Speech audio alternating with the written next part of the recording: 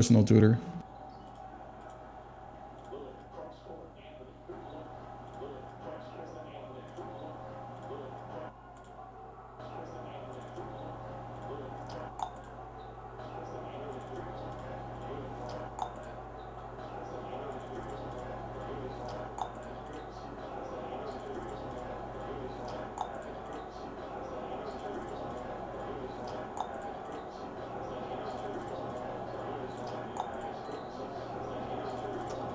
I guess I'll go ahead and just start as people are tuning in. I guess I'll go ahead and just start as people are tuning in. I guess I'll go ahead and just start.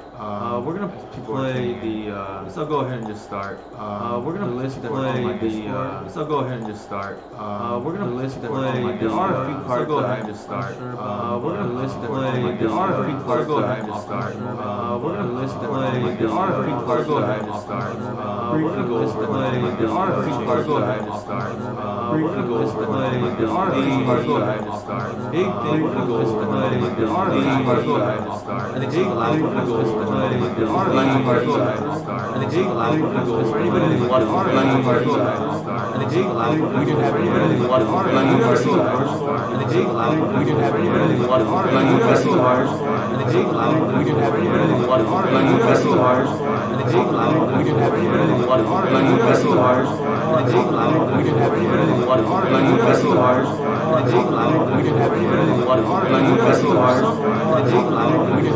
There are a few cards that I just start. And the big thing. We didn't have anybody who watches. There are a few cards that I just start. And the big thing. We didn't have anybody who watches. There are a few cards that I just start. And the big thing. We didn't have anybody who watches. There are a few cards that I just start. And the big thing. We didn't have anybody who watches. There are a few cards that I just start. And the big thing. We didn't have anybody who watches. There are a few cards that I just start. And the big thing. We didn't have anybody who watches. There are a few cards that I just start. And the big thing. We didn't have anybody who watches. Let's do that. So, Josh, how does it sound now? Sorry, I didn't mute the YouTube. I think that's why. Thanks for the heads up, though. I think we don't have any payoff. There's that fixed it. All right, great, awesome. I think we want the second land here. We don't want to just lose to Mana Screw. Here the Ranger is pretty important because we want to protect the Arbor and generate more mana. We don't know what the opponent is on. I think they're on Depths. So I'm just going to lead with Shepherd because I don't really care. How's it going, Skull Clamp Magic? Yeah, I'm glad that fixed it. Yeah, I think it was because I have Twitch on in the background so I can just check out the chat. And I think that there was the replay because Twitch is probably 10 seconds or so slower.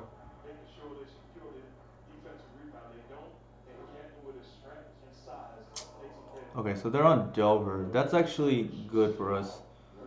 And actually better that we took the land.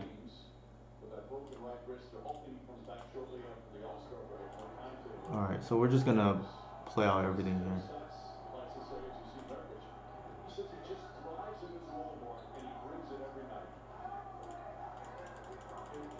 The good thing about this matchup now is without Arcanus, we can just vomit our hand game one. Especially on the play, that's very hard for our opponent to beat.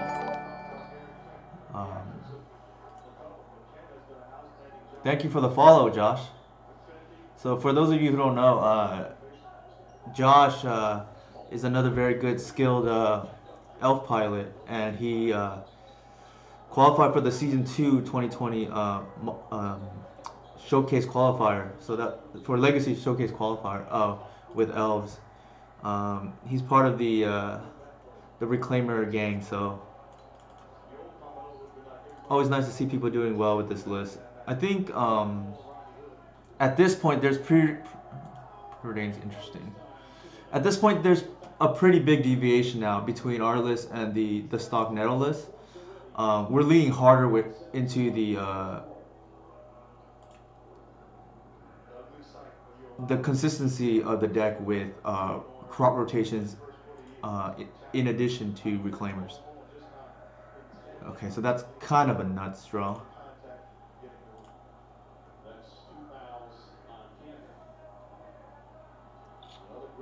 I think we just do this.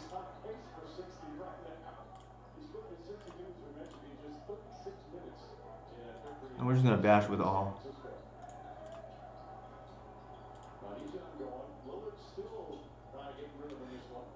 Yeah, the showcase challenge is this Sunday, so I'll probably play something close to this list.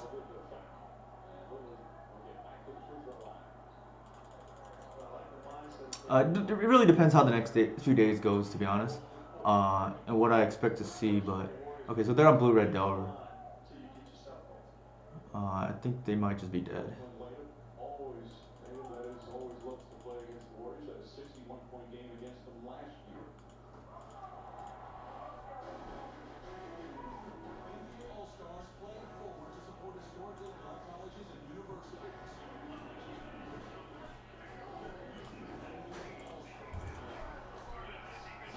Let's go. How's it going, David?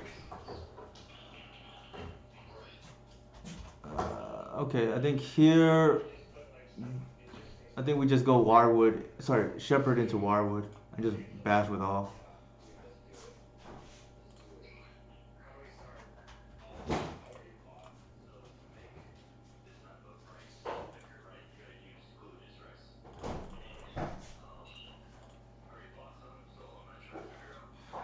Nothing new. Just I mean, this list I've been playing for the last week or so. It's been running pretty hot for me personally.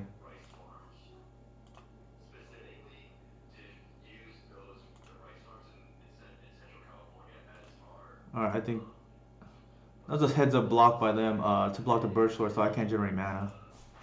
But I don't think it's gonna matter here. Yeah.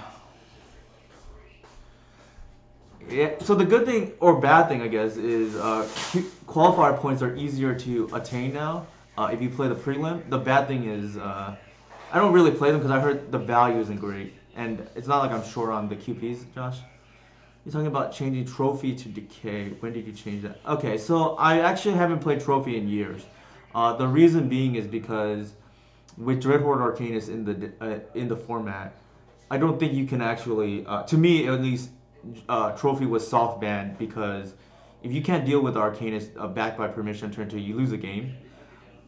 Maybe that changes now, but I think in most areas where you want removal spell, decay is just flat out better. The exception is if for whatever reason you need to destroy lands or like a 4 mana enchantment, but I don't think those decks are popular enough, or at least the matchup is bad enough to warrant that because giving them a free basic land is a steep cost to the card trophy. Uh, so here against Delver, I think you just want to keep up. Natural order is kind of awkward, so I tend to board them out. I used to like bog in these Delver matchups because of Arcanus, but now I think it's not as good. You think you're faster before you would need something like that? Okay, so I'm not sure your question, David. But the long story short is I don't want to give them a land. The uncounterability was important for Arcanus, but not as much now because it's not like we lose a game if we don't deal with their Delver. So I typically board in the removal spells, the Cabal Pit, the 3 decays, and then I like the 1 natural order because it's unlikely you're going to draw that and the Archon, so you can just kind of stabilize, so to speak. Ooze would be nice here because they run more removal spells, but yeah, that's the other thing, right? Like, um, against these Delver decks, trying to win with either Arcanus before Plague Engineer, you just want to answer cleanly their threat that you have to deal with. It's not like we can't be Engineer, but out of Delver, it's very difficult because we don't want to board in Progenitus for that matchup. And I think the rest is pretty straightforward here. Go, go, go. Alright, so our opponent is also in chat here.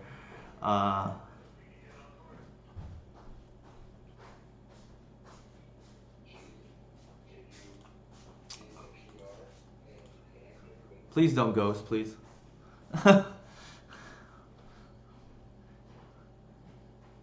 Yeah, if you do well in the prelim, Josh, and traditionally you've done well, I think you might be able to get there with the prelim. The other thing is if you play other formats, that might help too because that gives you multiple chances.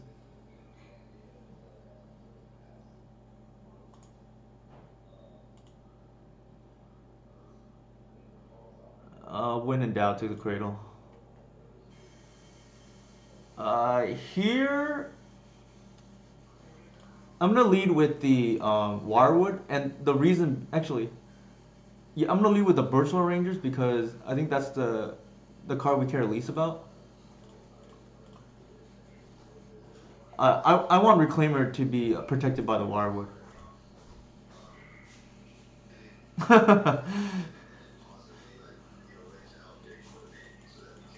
In the blind, I lead with Reclaimer, but here, like, just how good Reclaimer is in this matchup, I want the Birchlord to eat the removal spell instead.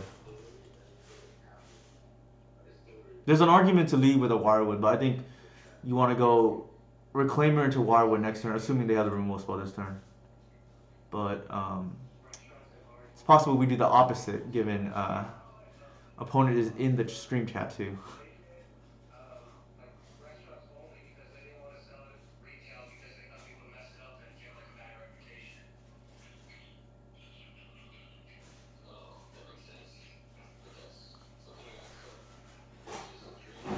Okay, so they went ahead and killed the Rangers, as they should. I mean, that card is helps you accelerate, and any game that goes late against Delaware you're favored. So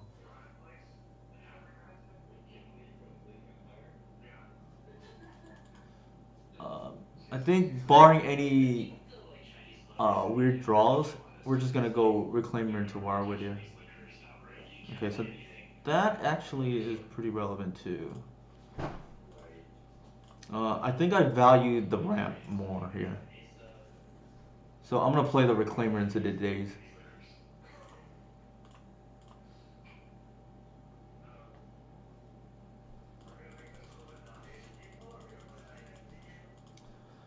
Uh, has the next set been spoiled? Unfortunately, so I tweeted about this earlier today, but I was kind of disappointed with the reveal green cards for the old borders because I didn't see a single relevant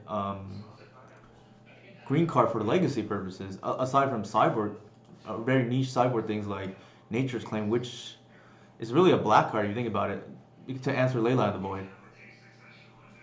I don't think Rex Sage is a legacy playable card. I mean, the body's hardly relevant. I would rather play something like Caustic Caterpillar instead. Yeah, like it's crazy because you look at the red cards or the white cards. There's like at least five or so legacy staples. Here it's a little awkward because we don't have a second creature for Glimpse. So I'm gonna go ahead and Chalice. Yeah, David here in the chat is a degenerate Chalice player.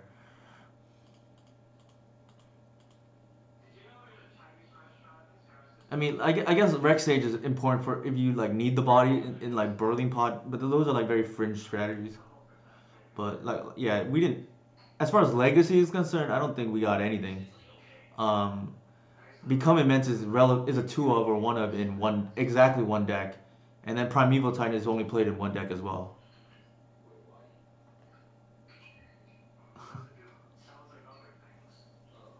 which is Cloud Post. So speaking of Cloud Post, Cloud Post Master into play Tony Murata invited me on. Well, is gonna invite me on to his stream in the near future. So be on the lookout for that. All right, so we're on a 2 to 3 turn clock, depending if they have bowl in hand, which they likely do. Faithless Leading? Did I read that right? Huh. They might be on what's it call it? That is interesting.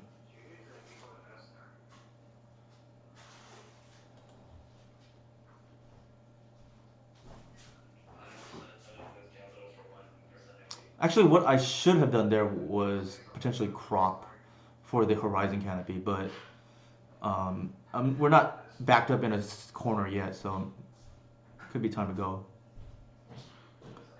They might bolt in response.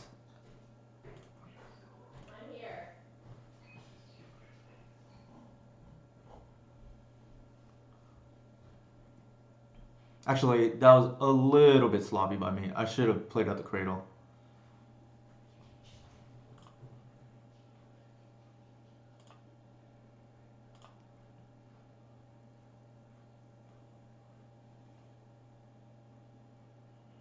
So that's kind of interesting. I think we want that.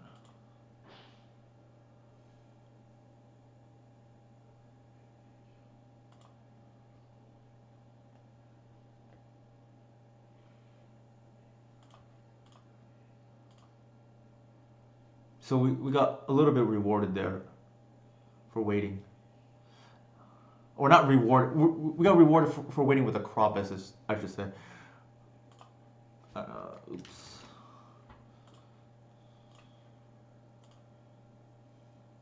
But we definitely should have played out the cradle in case they had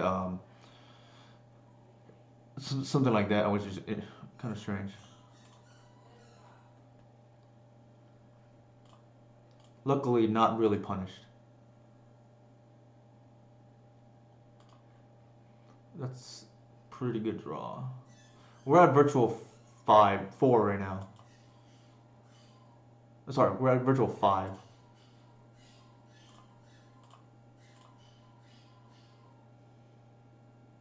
So we do need to, like, I think I might have to play Scavengers because of situations like this, where they effectively act as a burn deck.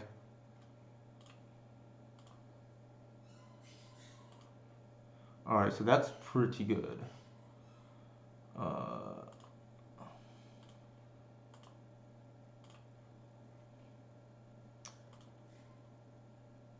Alright. I think we want to play the cradle out here just in case.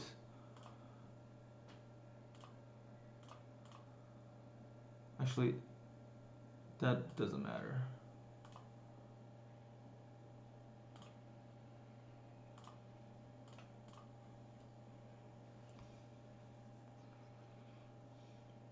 Yeah, we didn't really get anything, David.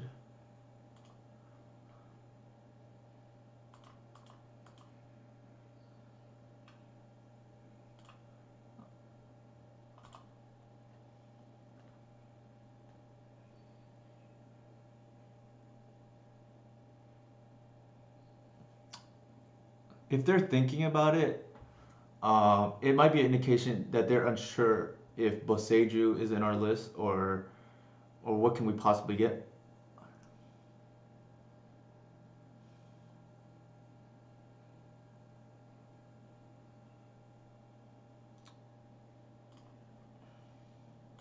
Alright, this is a must force.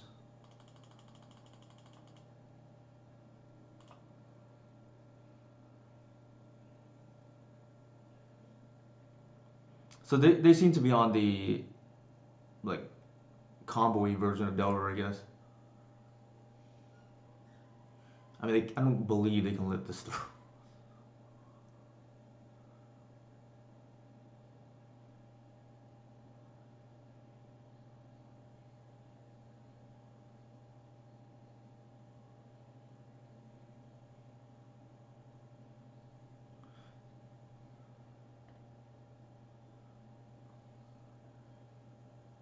So they obviously are thinking about the force because they're in the tank.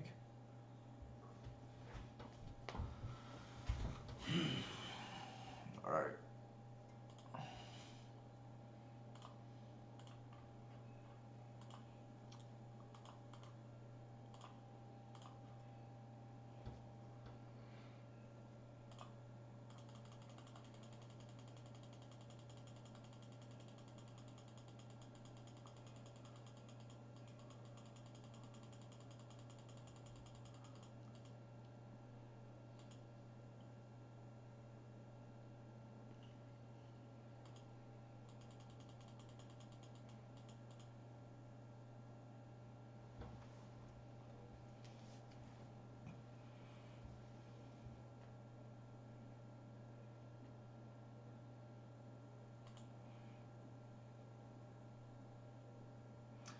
If they want to attack, we probably still block. It probably means they have the chain lightning, but I think we take the 2 for 1 there. Okay, so they don't have it.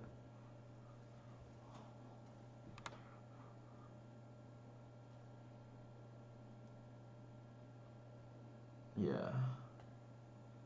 Yeah. All right, so we have a few more people now than when I first started the stream, so I'll just quickly go over the changes for this deck. Um, I think I'm trying the Wasteland only because with effectively 11 tutors, 3 crop, 4 reclaimer, 4 green sun zenith representing reclaimer. There's a lot of ways to find this, and lands players are still around in 2021, so I want to be able to beat Glacial Chasm and things like that. Also, Glacial Chasm is quite popular in Cloud Post, so I think the one of is like fairly free, but I wouldn't say that because we always want more combo hate. Um, I think in an ideal world, like we wouldn't run into these all-in decks like Oops or Belcher. The problem is like people will play those decks, and these I would rather not run Mindbreak Trap if I could avoid it. Hey Yogg, how's it going? Yeah, long time. I haven't streamed myself in a few weeks. I think the last stream was 2 weeks ago with Romario. It was 2 or 3 weeks ago, but just playing the new list just so everybody can take a look. Traditionally, I've liked Collector Oof in the main. The reason why I'm not playing in the main at the moment is because without Astrolabe around, it's more dead than it normally is. Um, the same can be said for Bog. The difference is, I think Bog has more relevant matchups, even without Arcanus in the format anymore. There's still Euro, and Elves traditionally has been very soft to the graveyard decks. I know the traditional list. Some of the people are back on Archon. In my opinion, they should have never left in the first place because it's not so much that this is bad against the blue decks. Everybody kind of already knows that because of Jace and Oko before. The thing is, this allows you to steal game ones against the artifact-based decks or the combo decks that you otherwise have zero to little no chance to very little chance to beat otherwise. And you have to run a second fatty already because in case you draw the first. So I think it's fairly free. It's the same to me. It's the same thing as for the Stoneforge Mystic people out there, diversifying playing one Batterskull and one GT before, and then DNT plays 3 obviously because they have flicker effects to get multiple Stoneforge. So you don't want to run out of targets. For us, the game is over once we resolve one of the two. So it's a very different scenario. In certain matchups like Reanimator, I'll even cut the Archon because I don't want them to accidentally Thoughtseize us or unmask us and take the Archon and reanimate it. So you can even get away with one, but I think the second one is fairly free. I was joking in my Discord channel earlier today that with the new Primeval Titan, maybe that's reason to change the second natural order target, but I don't know if that's optimal. It does go with the lands like matters theme though, for whatever it's worth. And I played it in the sideboard like for fun before. River 1. Don't know what they're on, but this is good enough.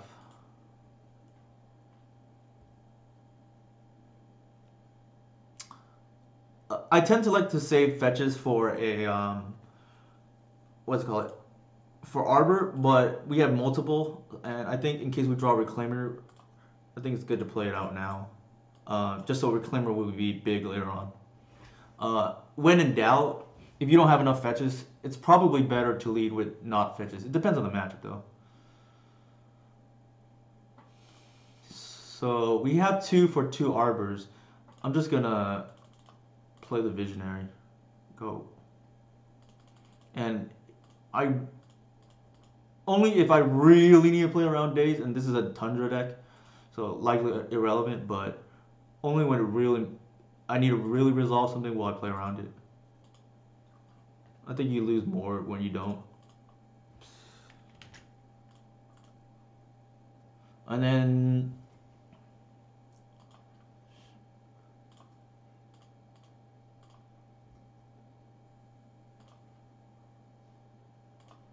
all right, and then that's earmarked for Arbor.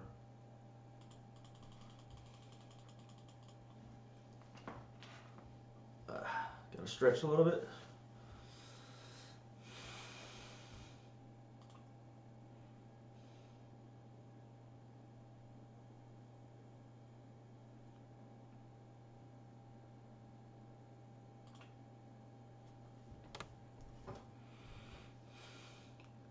So they put one back, they drew one. Alright, they're gonna swords our ranger, I would think. Actually, this is probably the visionary.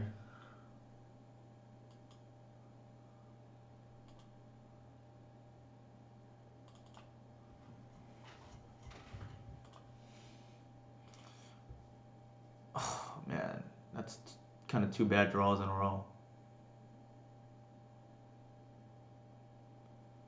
I think here I'm gonna go ahead and do that and see how they respond. Uh, it's iffy, right? Because we're both instant's pretty bad for us, and so is Planeswalker. Um,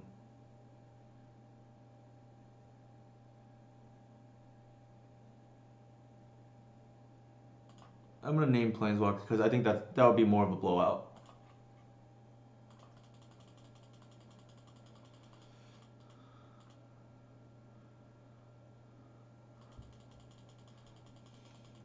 Like getting just Jace bouncer is just horrendous. I'm more okay with them having the swords, especially since they use one already. Or Teferi bounce is real bad.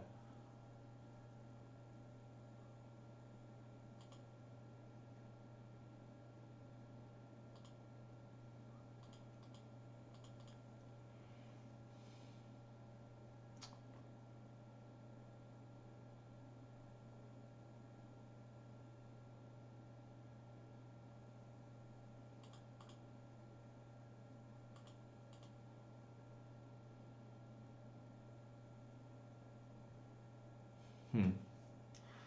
Uh,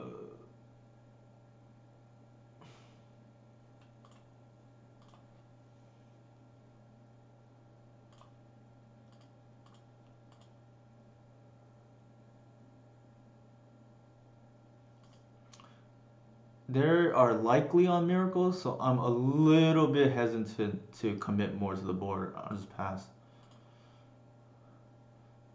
I almost feel like that could be an.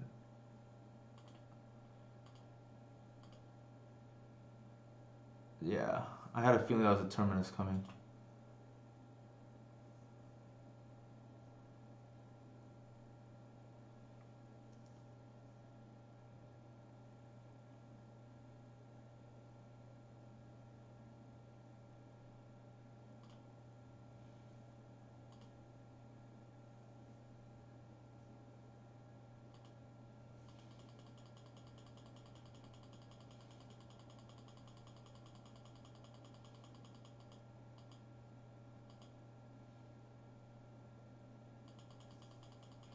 Yeah, so we pick our poison, right? Like that was bad for us right there.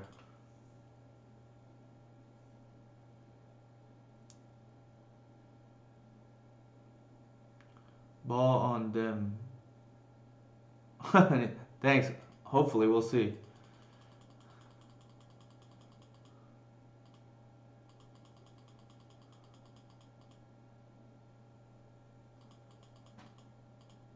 So that's fine, I think. We're gonna have to name now sorcery. Oh man, so they did have the Teferi too, right?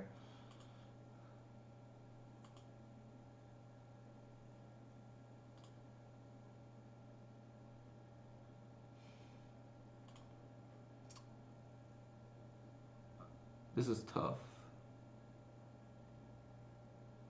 because of the Teferi.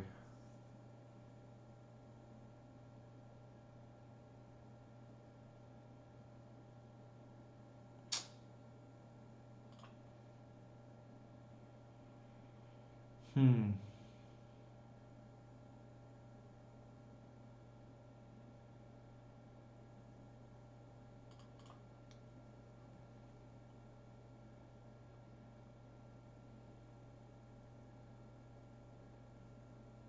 Hey, Lynn Chalice, how's it going, man?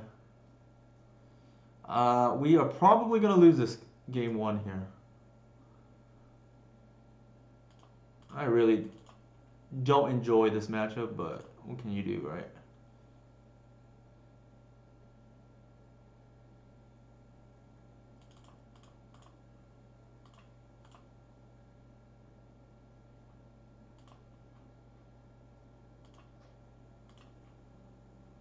All right, so they're gonna Teferi bounce the Archon here, but at least the Terminus is no longer gonna be one mana.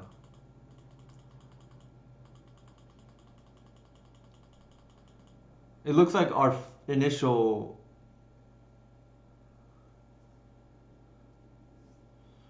It looks like our initial gut feeling to name Planeswalker was probably correct.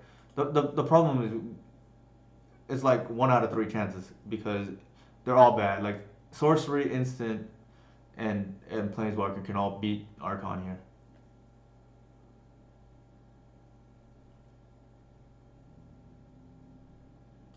Okay, I don't think they realize that doesn't hit Arbor. But I don't think it's gonna matter. I think it's gonna be tough because we drew kind of poorly there.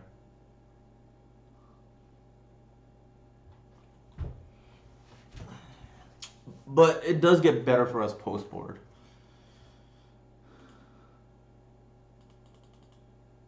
I think against a good Miracles player, this matchup is very difficult.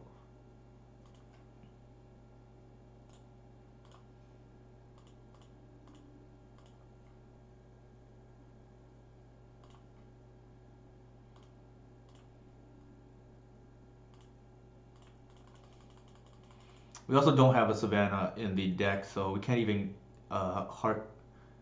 What? Oh man, they have the natural Terminus anyway. Unless I'm missing. Yeah, they had. So they have one in hand and one natural. So I think it's gonna be hard.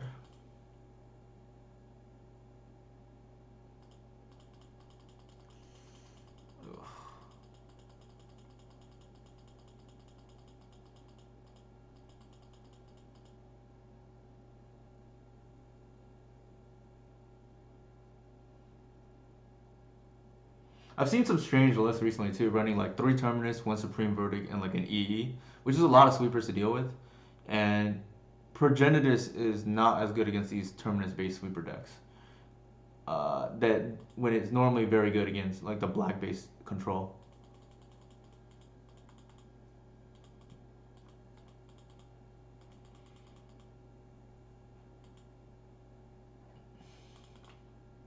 Yeah, it's awkward because we drew the fatties, so our natural order can't even bail us out here.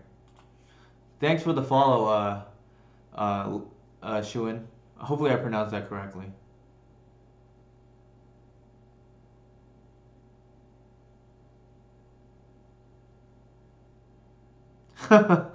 Yeah, it's like the beginning of time, right? Like elves and against Terminus. Not the only really one of the few decks. Well, I guess lands too. That's probably even more miserable matchup because Tabernacle is just a pain to play through. It's not even that Tabernacle is like not unbeatable or anything. It's just the triggers like you can tell I'm playing against a Tabernacle player because I'm like 5 to 10 minutes behind on clock. All right, so we have outs here. No.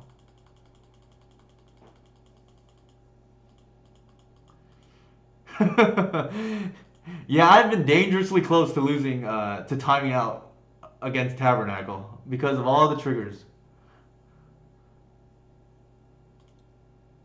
All right, sure. I mean, uh, I'm almost certain they have a force. They haven't used one yet. So likely we're down a game, but we still gotta play. It's funny because with Reclaimer, I almost want to run the Tabernacle for the mirror, and I think being a Reclaimer slash crop rotation deck, we would be having a Tabernacle in the sideboard would tip the scales back in our favor for against the traditional build. Sure. What do you think, chat? Should I pack it in? Save everybody some time. I guess we can technically try to hardcast the. Doesn't remember your handle. Oh, oops. Sorry. It's in my defense. It's very close to Lynch Hallis's name. I haven't, friend. I've been meaning to. I've just been busy, and then with the Legacy Showcase, I should though. The only thing is I don't have Mana Trader's account, so I would have to borrow the cards.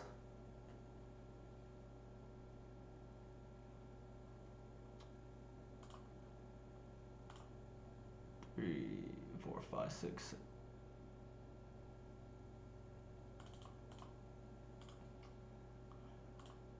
That's true. I was thinking about buying the cards, so I should do that. I have the flagstones, thankfully, already. I don't. I would have to check what I'm missing. Is it possible that they don't have that? Wow. Okay.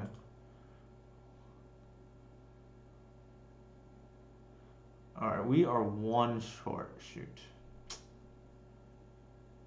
Oh man, this is awkward.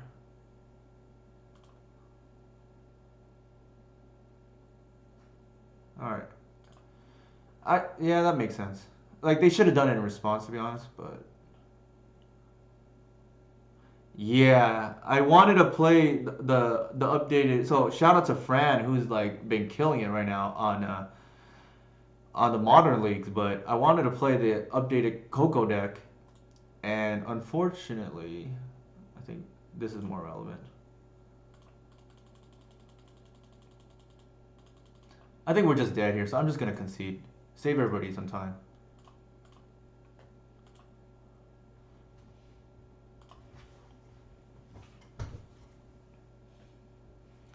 Oh, sweet. Yeah, I've been busy with work, but if I get a chance, I'll try to drop by, friend. I do want to see that deck in action. Uh, and shout out to you for like getting that testing in because I know I've been slacking off on that. Like, also your list looks definitely way more refined than the initial build I had, which for sure had too many lands. So we're talking a little bit about modern right now for those of you who are curious. I know Fran and I are dedicated Reclaimer gamers, so definitely give Fran a follow too. If you are interested in all things that are green. Yeah, so the deck looks a lot more like Maverick. I agree. So like it does make sense when you cut the number of lands. So we want to bring in the Cabal Pits and the Thought Seizes. That was good. Yeah, it definitely looks like a sweet deck, and I want to see the power of Coco into like a not reclaimer, into like a Knight of the Reliquary and a Dryad. Yeah, so there you go. Levi just said what? Why the Cabal Pit? Typically these not green white, these Tundra decks like to play Containment Priest. So having the one Cabal Pit to tutor for is, I find it really relevant. Like especially since the other version is more popular. The other version of Elves is more popular than us, and a lot of people know that they can't really beat a Containment Priest. So that tends to be popular in the sideboards. So I guess we're capitalizing on having that information, if that makes sense.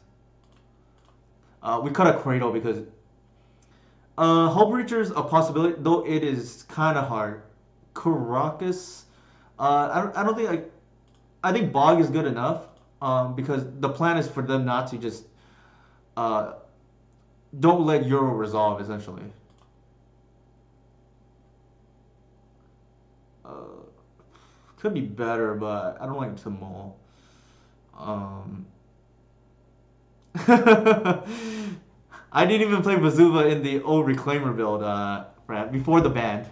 Man, having this hoof here is pretty bad. I think we'll go down. Man, that's even worse. See, this is the problem when I mull now, right? Like, you have hands that are even worse, and I think I just have to keep this now. I don't want to be I mulled because I didn't want to be stuck on one land. I figured Hoof was kind of already a mull. I do have some strange opponents who like to force my turn one. Once upon a time to try to cheese wins. Caracas, I typically will not board it unless it's something like Bug Zenith, where I know that they have like 5 virtual copies of Leopold, or like Gadok Teak decks. I mean, there you go. See, like the aggressive turn 1 force. Um,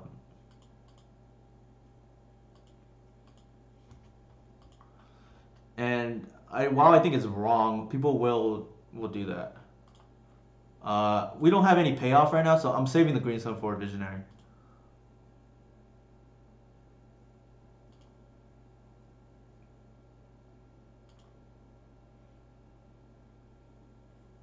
If they want to swords this, they can. Alright, that's even better.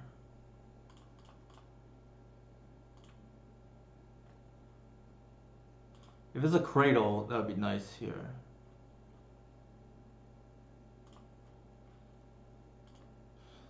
The reason why I didn't lead with that is because you draw a cradle, you can green sun for 1 to set up the best friend combination.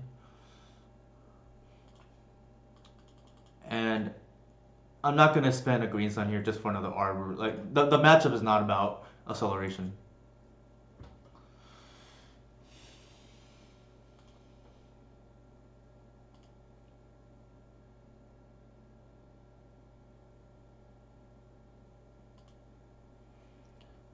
Seems like a Euro is coming.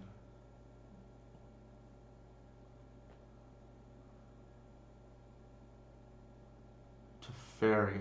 Alright, they're going to bounce the arbor. Yeah.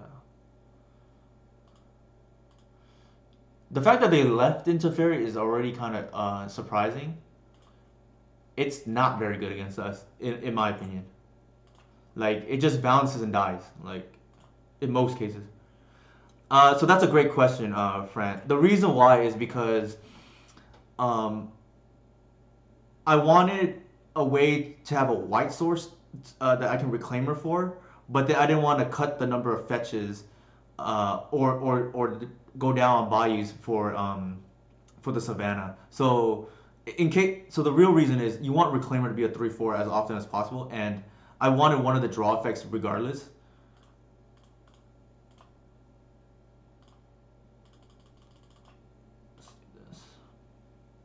So I changed the peel into a canopy because you can hard cast an Archon in a pinch.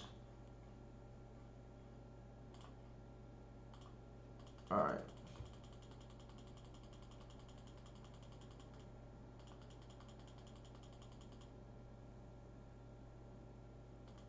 I used to run a Savannah, and then if I were doing that, I would run definitely the Peelin, but I find that it's not really that necessary. The Savannah, like the only thing you're hard casting is Archon, and it doesn't come up that often. How's it going, Eli? Yeah, I haven't streamed in a while, so it does feel nice to be back on it. We still gotta run that Goblin league together someday.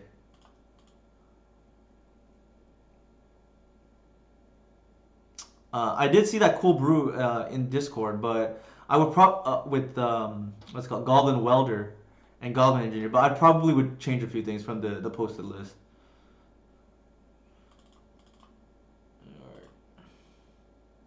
Ooh. Here there's a debate whether to lead with the Shepherd or the Glimpse.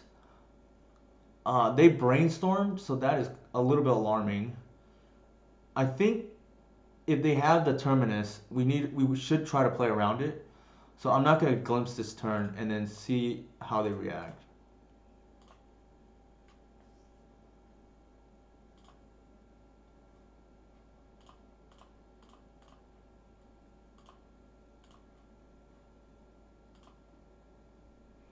That's actually a good draw. All right, let's see what's up.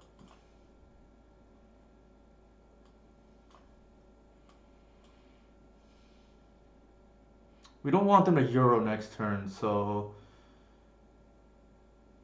and we don't want them. Well, let's see.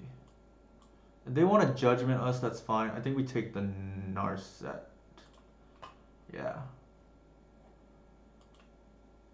Exactly, friend. So, and we don't want to run in the like they may actually ambush Viper us with that Snapcaster. So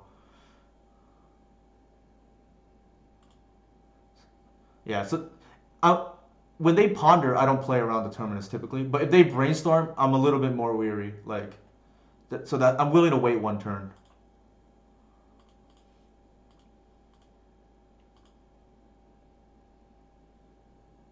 Not to mention we have more mana too.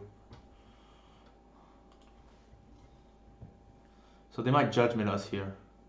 I mean, if they don't, that's almost like they have something else. So we know their hand is Snapcaster, Judgment, and unknown EE. Ugh, okay.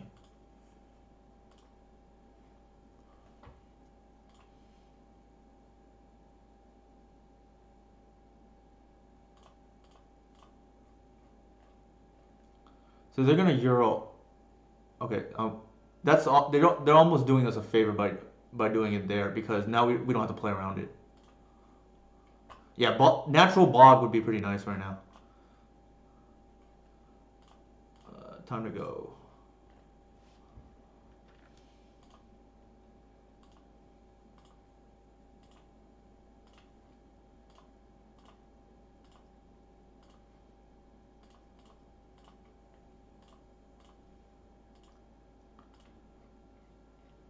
Oof. Hmm.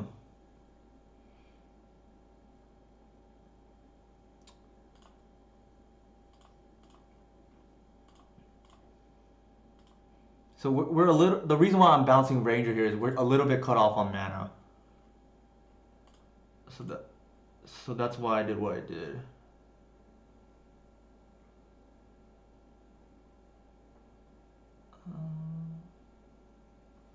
Let's see. Their hand is Judgment and Snap. I don't think I care really about either. There's a chance we draw into the Thoughtseize. I think what I want to do here is um, Green Sun for the another Wirewood, so that I can kind of like hedge against Terminus.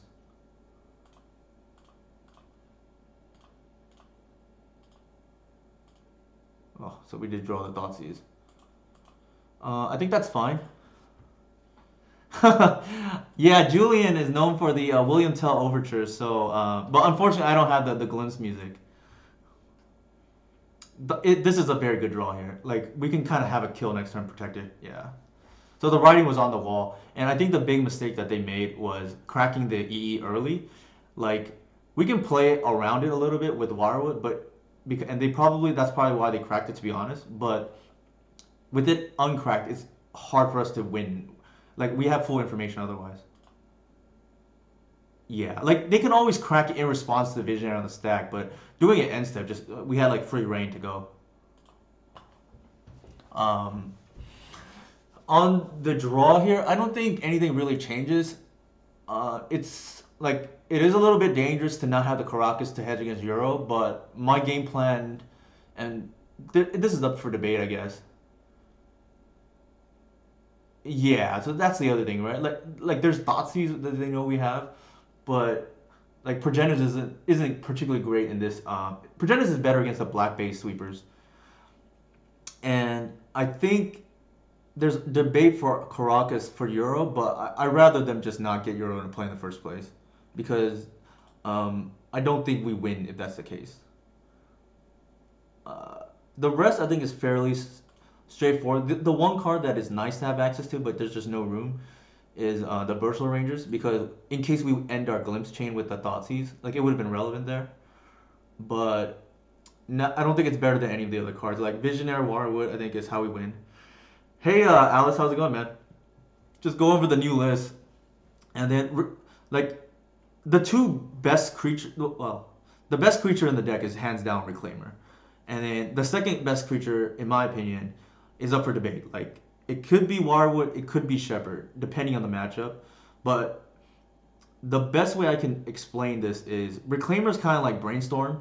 It's definitely the best card, but people don't see it. Interesting. Yeah, so Progenitus is good because of Plague Engineer. You want a way to beat them, and you can natural order away your arbors. It's not great, but a lot of times it allows you to win unlimited resources, which is why I like it. Because with Euro in the on the other side, you don't have a way to clean out fast otherwise. But Allosaurus Shepherd is more like Jataxian Probe, where people hate to play against the deck. It's not necessarily stronger than Brainstorm, but it's just a obnoxious card to play against. I don't think the green ley line is good personally, but I know some people are trying it. Oof. All right, we need this in our deck, so nope.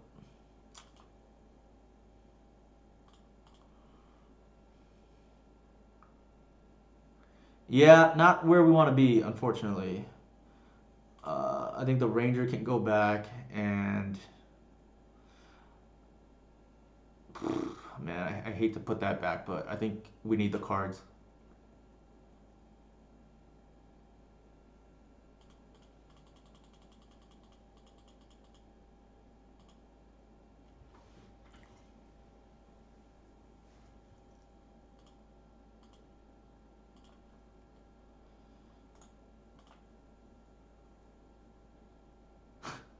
Uh, Mono Visionaries, which is actually I don't mind here.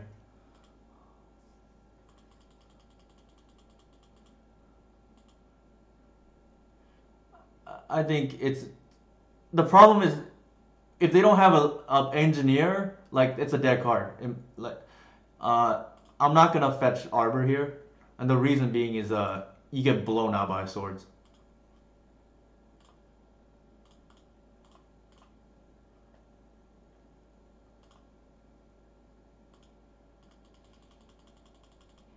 All right, so back at a virtual 6, which is nice.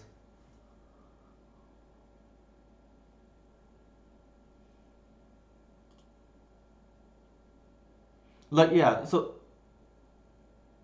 the thing is, natural bog has saved my tail a lot of times. It'll be funny if they bounce this. And people, it's funny too because they know Reclaimer now can fetch bots, so they'll aggressively force or plow it. But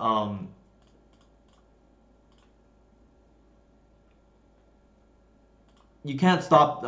You can't force or plow a bog. So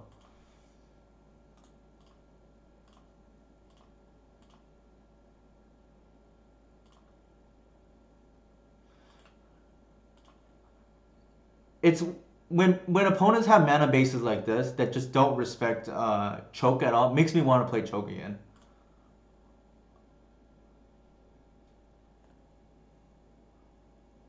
I guess blue decks.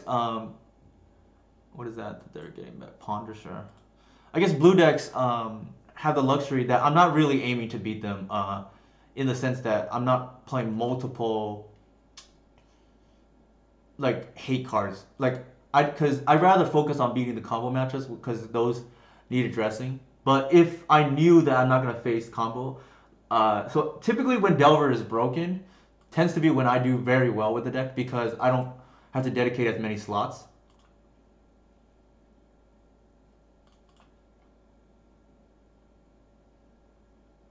A little awkward to not have that there. All right, so let's see. I'm gonna go ahead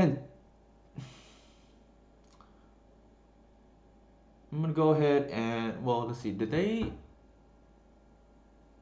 put the ponder back? Yeah, so they chose not to do that.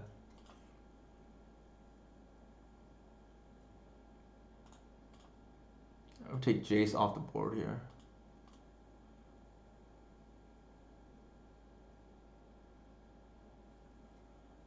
I mean, I've seen some strange things out of Miracles, like Submerge, so just gotta double check. Alright, so we'll just pass the turn.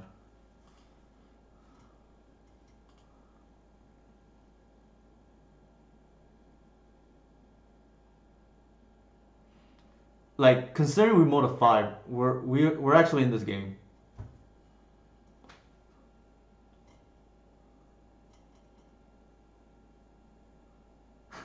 It happens a lot, actually, believe it or not. Okay, so they might EE here.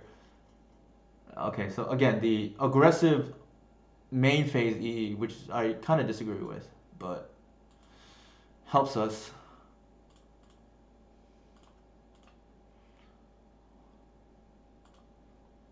I think they might be afraid of the what is it called? I think they might be afraid of the Progenitus Natural or the Guy's Cradle Mana. I think we play the Cradle here, so they probably feel better about it, but then we can get the Wirewood out.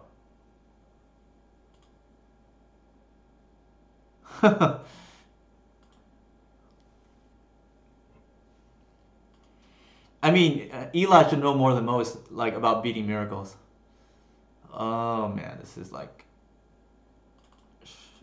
We can't take down Teferi, so might as well bounce.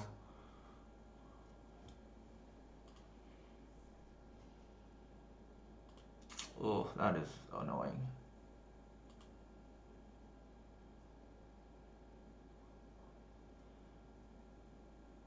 Put Swords to Plowshares in their hand.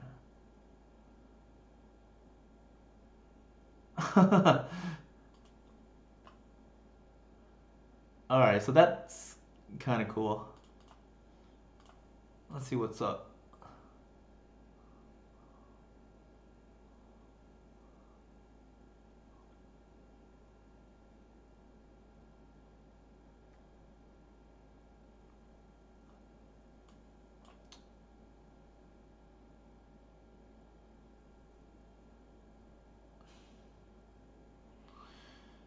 So, let's see. The problem is we can't... we can bait out the Force. I'm not too afraid of that. I think we take the Swords, actually.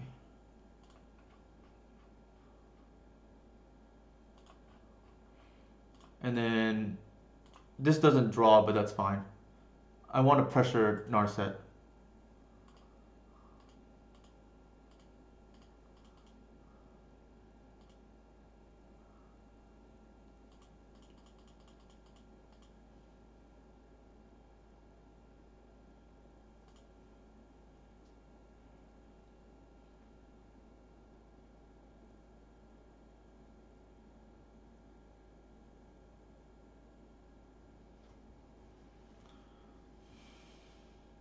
The Bog is earmarked for the Earl right now. Yeah.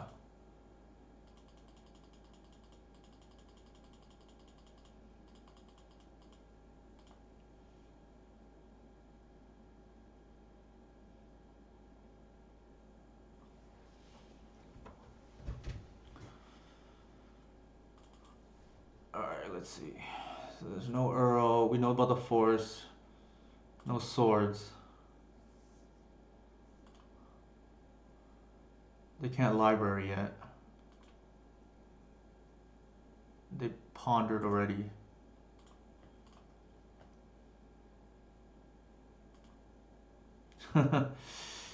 I used to play Goblins back and be... Oh, so that must be Mike Nguyen, who's from my LGS. Because that is one of... That's how I met the guy. Alright, so...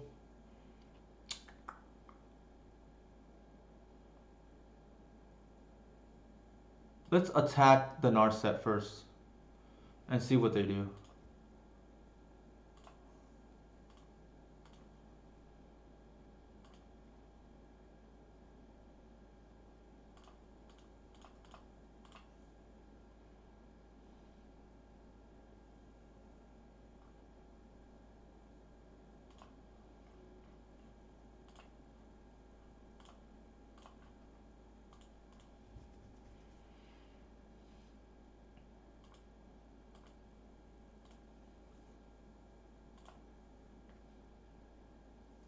Yeah, let me know. Legacy Council, when you want to do that. All right, so that's fine. I have another swords. They're probably gonna Teferi bounce our Arbor here.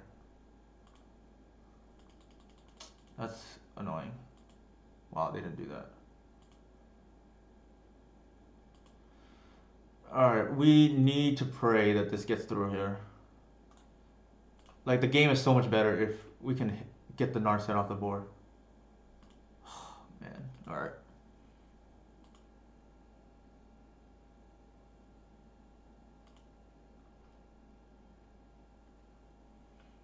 I wonder... Let's see. I think we have to draw out the force here. And make them have it.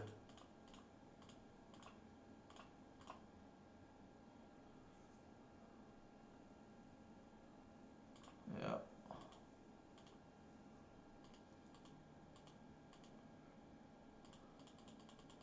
Like, we were playing the odds that they were trying to save the Narset, and if they have it, they have it.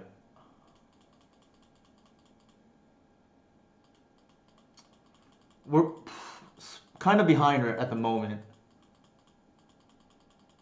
That Narset is doing us in at the moment.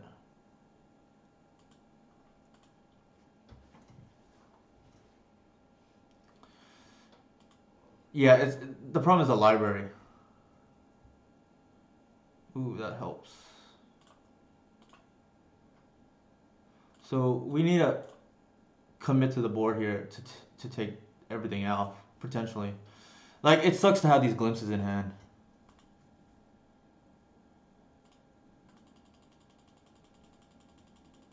But like, oh my god, yeah.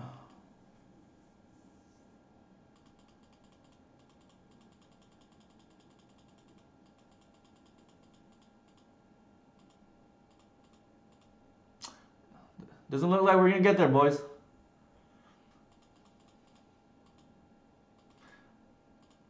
I think the only thing we could have done differently is maybe not go for the natural order, but I feel like we have to force check there. And that probably gives us the highest percent odds to win from that spot. Let me see if there was anything else we could have done. Like, they had the force the entire time, so I'm not sure there's much we could have done. Like, that Narset being on the board was pretty brutal.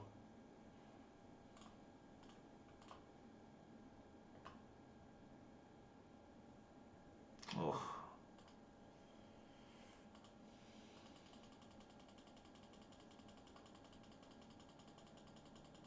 Like, we needed...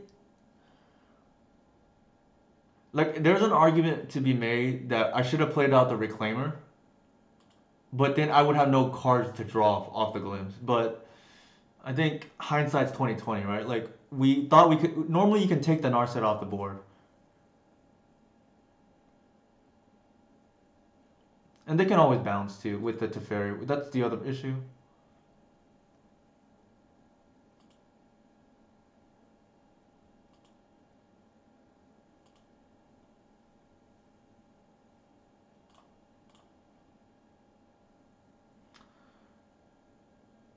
Oh my god, another force?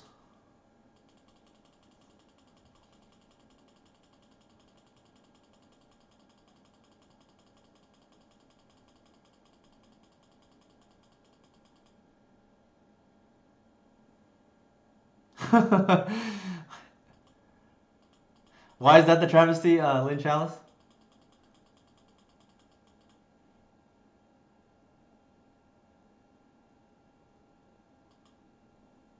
Oh my gosh, Shark Typhoon. That's probably game, I think.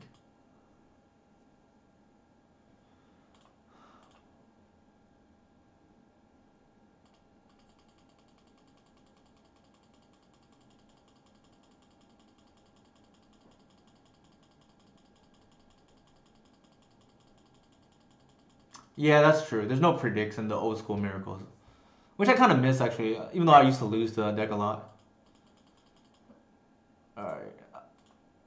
Let's pack it in.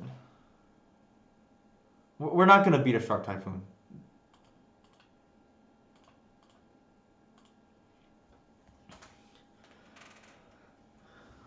Did you watch the Mike Henley rounds of Legacy Jimmy?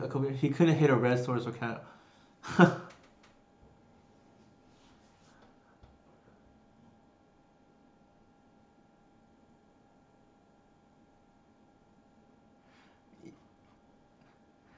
If Mike knows a thing about getting lucky, he would be the person to know about blind flips and things like that. Uh, so what Mike is referring to, he's True Name One. Uh, this was probably 2013 or so, and this is at our local LGS, and it's the first time I ever met him. And I think he was playing Goblins at the time, and I had a Progenitus out. Mike has a loss already in the event, so he asked me, "Oh, I'm gonna have to think about how to deal with that."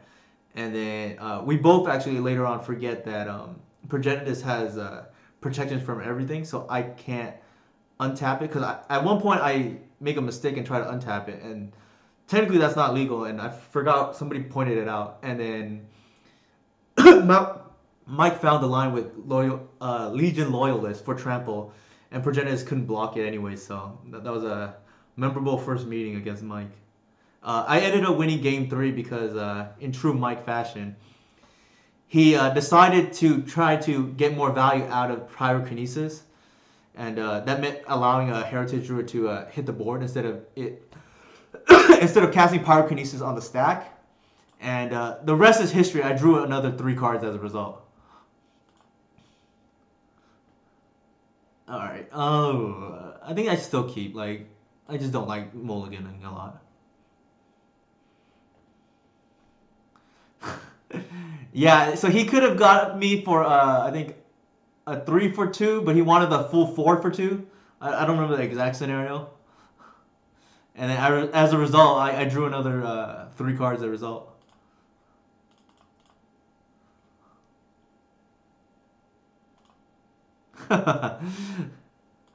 So Mike was an honorable Bug Delver player for a while too, and then got corrupted by the dark arts of Show and Tell and Gristlebrand.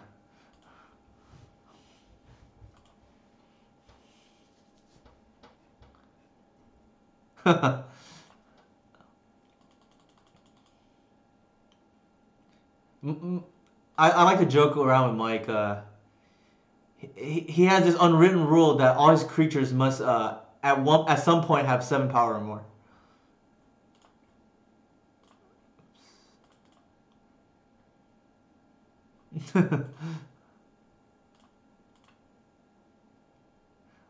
He also makes a lot of 2020s or infect creatures, getting to 10 power.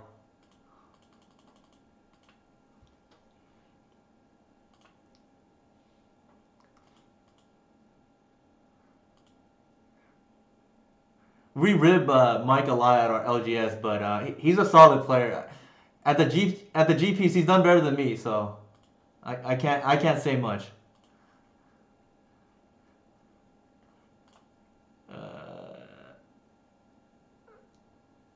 All right, so here there's an argument to be made that we just actually I think I just leave with Shepard. We lose out on a draw, but I think we set up the next turn.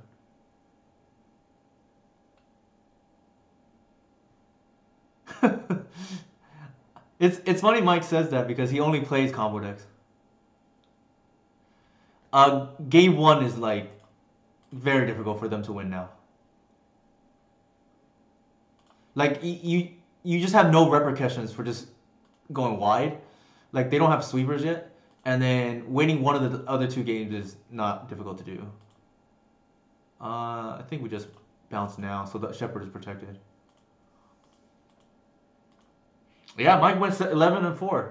So like, for all the jokes about the that he likes to make, he's a solid player.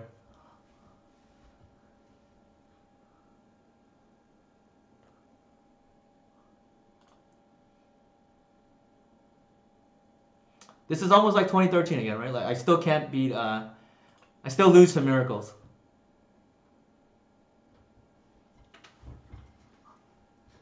Although we did more than 5, to be fair.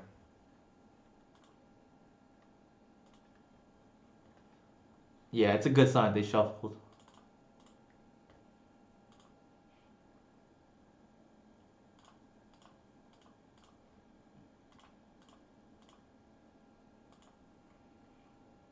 Ooh. Yeah, we just this is a nightmare matchup for them now. We might get a concession soon. Yep.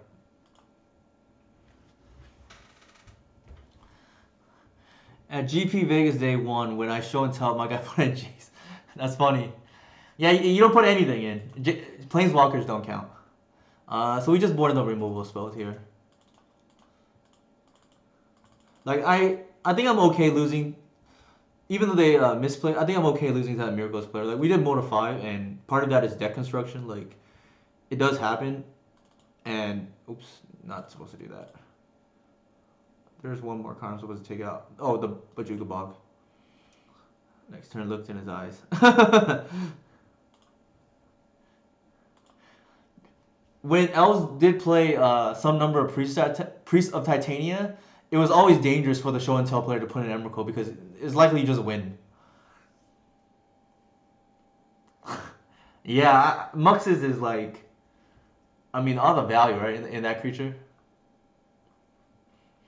I'm kind of surprised, Eli, that you don't play the. I know the gameplay is not as interesting, but the Turbo Muxus version, because I do think that that card is kind of. It's meant to be abused, I guess, is one way to say it. But then again, yeah, the gameplay is not that interesting. So this is kind of a great hand. I think ideally, like, this crop would have been like a fetch, but also I don't know why, but people seem to be playing Stifle again, and turn one fetch pass scares me a little bit, but I'm not gonna play around it.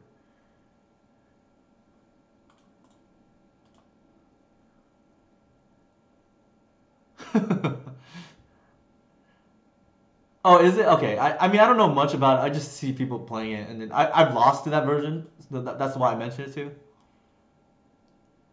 So yeah, I meant to post actually on the Goblin Discord, but how is the Goblins versus Engineer dynamic at the moment? Like, is it pretty easy to overcome, or is it like kind of a pain?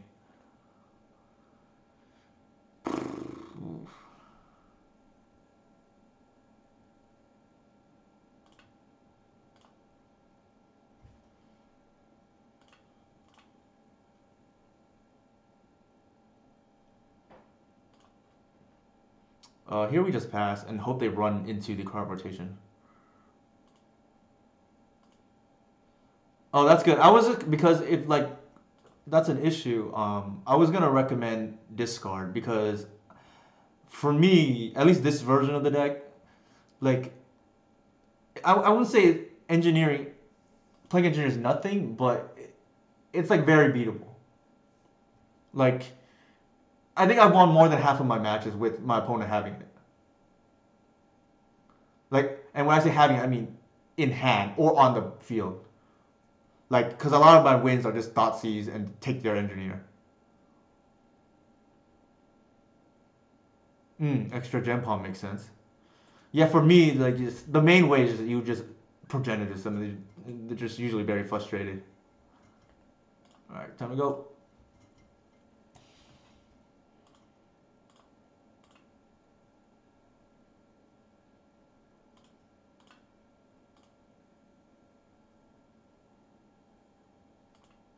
Oh, don't tell me we whiffed. Oh my goodness. Ooh, man. I'm just gonna run this casually out there.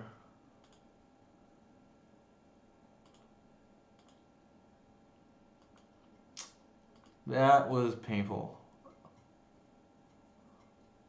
It's times like this where the heritage would have been nice, but I mean, yeah.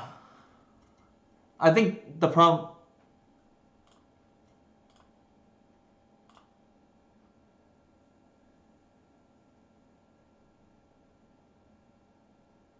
So this feels bad for them. A lot of times I find my opponent might want to force this just because they feel bad.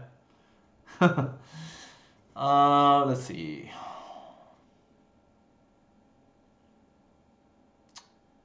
I think here we want the card draw. Actually, the Arbor is pretty nice too, so I'll get the fetch.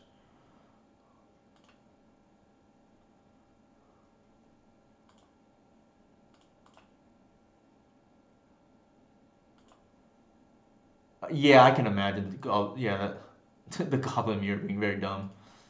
The Elf mirror, to be honest, most tribal mirrors can actually the D&T tribal D&T mirror tends to be very skill intensive for what it's worth, but it's like miserable to play. Sure, that's fine. So they did have the cycle, like I alluded to earlier. Um, they're at 10. I'm not sure we care about the library. Like I think we're just gonna decay the Goyf.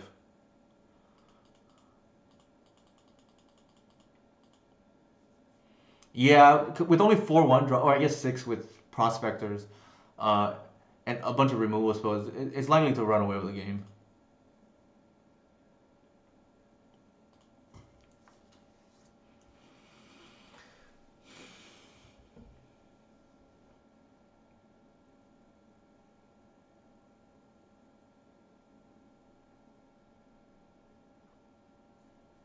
Oops. How do you undo this?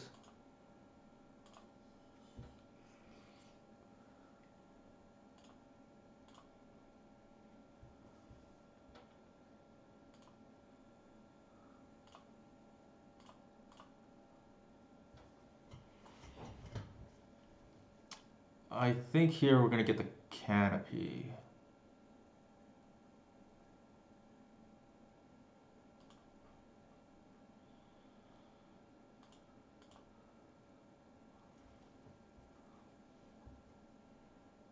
Sure.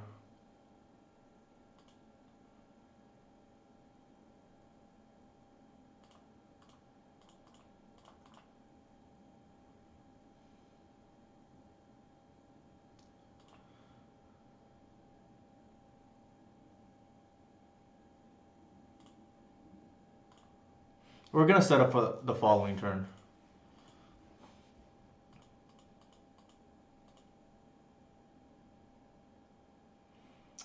I'm not gonna crack the canopy. The reason being we need the mana.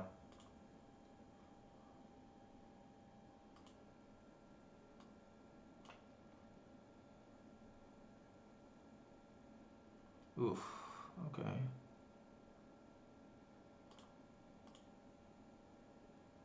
Actually, let's not do that.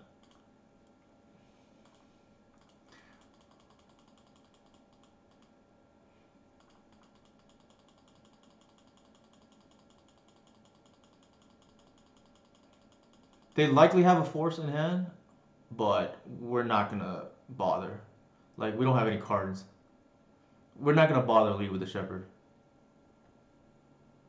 Sure. Yeah, that's because the print run, Mike.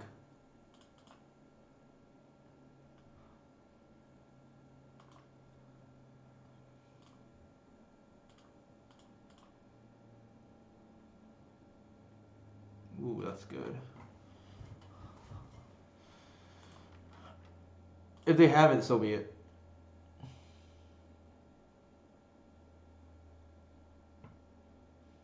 I mean, they've got to have it by now. But the thing is, we don't care.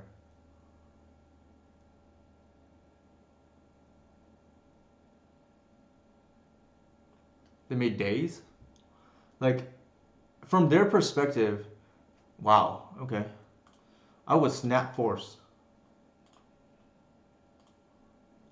But now they could be in for a world of hurt. Like, we got Ancestral Recall coming.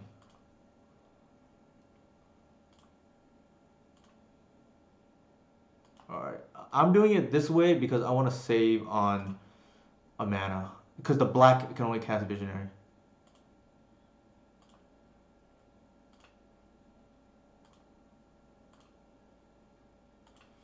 Alright, that's pretty insane. Like, I think we're pretty ahead now. Like, library or not. Like, they can sweep us and we're probably fine still here.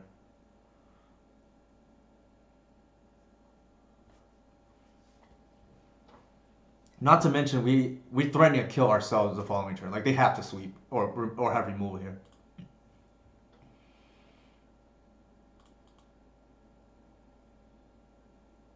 Interesting. Um, why would they attack? If they do have the sweeper, they probably play it beforehand. Uh, I unless they messed up. Um, because yeah, we get a free block, but they have 5 cards, so I'm still gonna play it safe. Like I don't want to lose the game for no reason, and it's possible they messed up. Like we're far enough ahead, yeah. We're far enough ahead here where I don't want to take any chances. Like it, yeah. Like if we don't kill them the next turn, that's fine. We're the control in the matchup, anyways. Like we have a reclaimer coming down the following turn that likely they can't beat. Um, so I think we just play it safe there.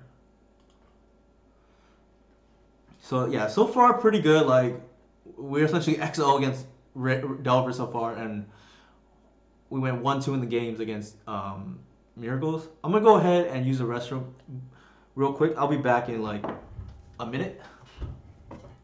Thank you for being patient.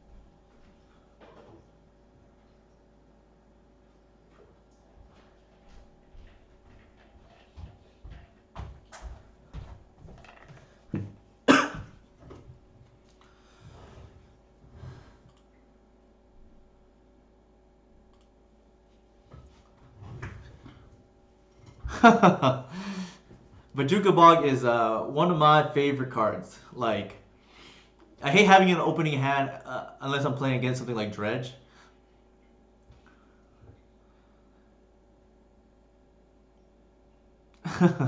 I think Legacy GPs will come back. It's just I don't think it's gonna be like super popular. Maybe like once a year or something. Hard to say though.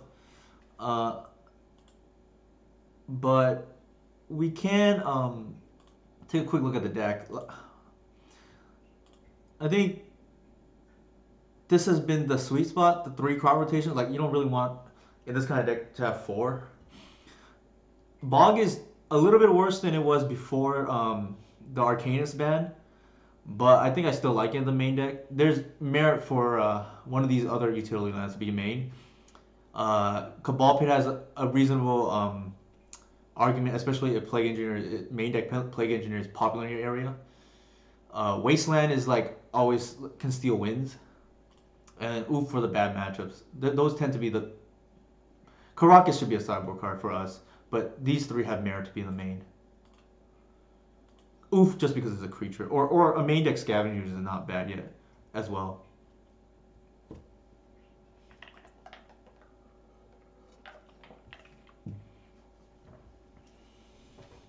So I noticed in the chat, Mike mentioned Allosaurus Rider. Uh, if Jonathan Zhang were here, he'd gladly correct you that Rider is the Neoform deck, is in the Neoform deck, and Shepherd is for elves.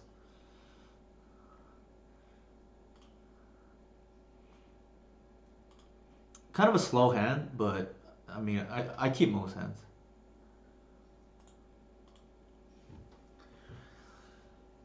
I think we take the Ranger just because it's a one drop. It protects the Arbor too. In general, while it's not always true, off the Once Upon a Time, you want the piece you're missing. I just think Once Upon a Time is a broken card, and why it's not seeing more play in Legacy, I'm not sure.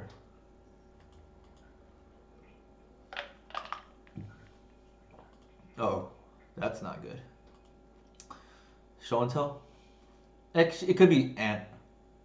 Oh, sorry, not Ant. Test. Oh, it is the show and tell. Well, I think we put in the Visionary and then just like hope, right? I think we're dead.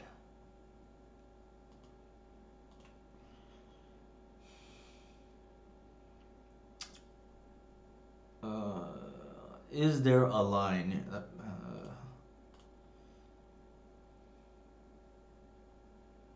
They daze this, jeez.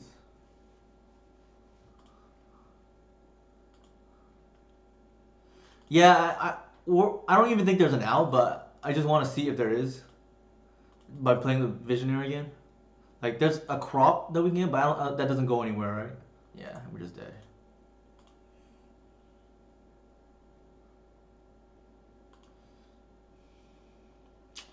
Alright, so this is the matchup where I wish I had the 6th discard spell. I think Trap against them is kind of iffy. The Karakas, if they want to try that again, is going to punish them. You can take out the Bog. Let me bring up my trusty sideboard map, because I don't remember how I board here. I think I remember, but I don't. No, for 100% sure. Okay, so here we go. It says here I bring out the Visionaries and the Symbiotes, so it does line up to 60. I don't like any of the other options. Like, you need a crop that digs for a land from your sideboard. I mean, that exists, right? Living Wish. The problem with Living Wish though is it's just too slow. Like, your fair matches are pretty favorable already. Like, even though I lost some miracles earlier, it's like very winnable. We just, shorten the stick. Like, that's one of the harder control decks to beat, to be fair, too, because Progenitus isn't as good. But I think in general, like, we are weaker to the combo, and I'd rather have like a million sideboard cards to beat combo decks. Not to mention, combo decks tend to be harder to hate out. Sorry, combo decks are easier to hate out.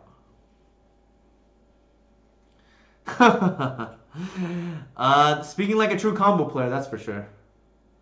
So this is like very good.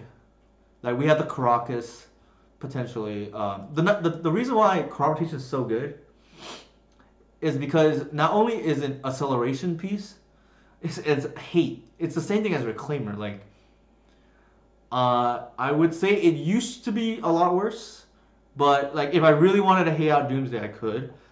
Ipnu Rivulet is a hell of a card against them, but it requires a drop it.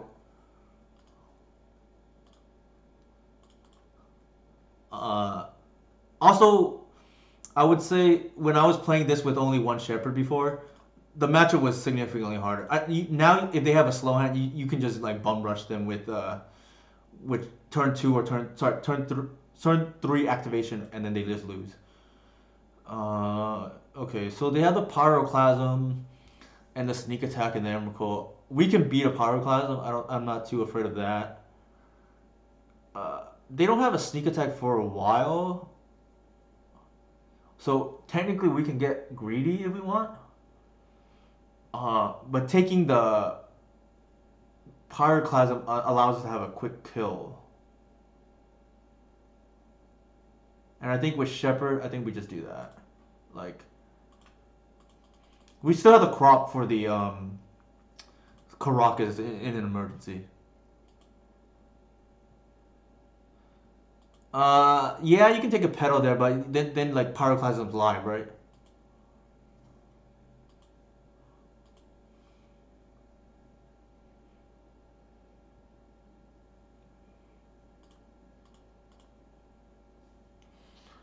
So, so the thing is, Reclaimer and Shepherd tend to be good against different matchups, which is why they work well together. They cover each other's blind spots.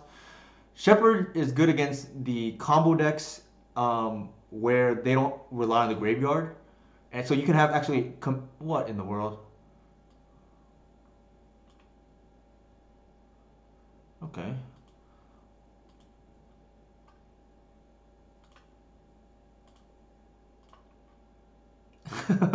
It's okay, Eli. Yeah, I cannot believe that happened, but it's okay. The good thing is we do have still like a pretty reasonable clock, and we have the crop rotation as backup. If they dare to show in Emrakul. So I think we know their hand. There's a sneak attack still looming. The pedal they use. So there's one unknown. Um,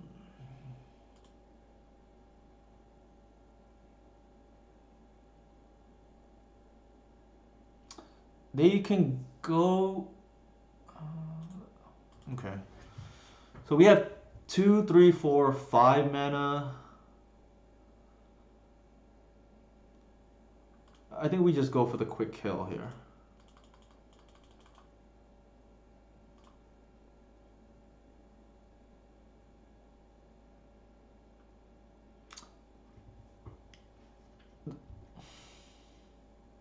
Yeah.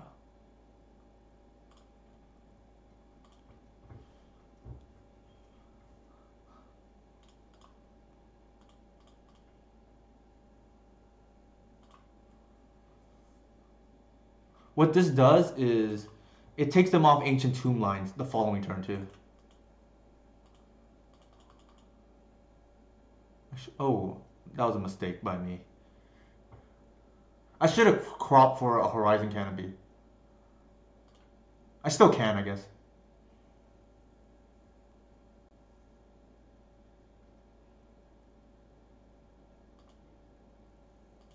But in case we draw the Green Sun now,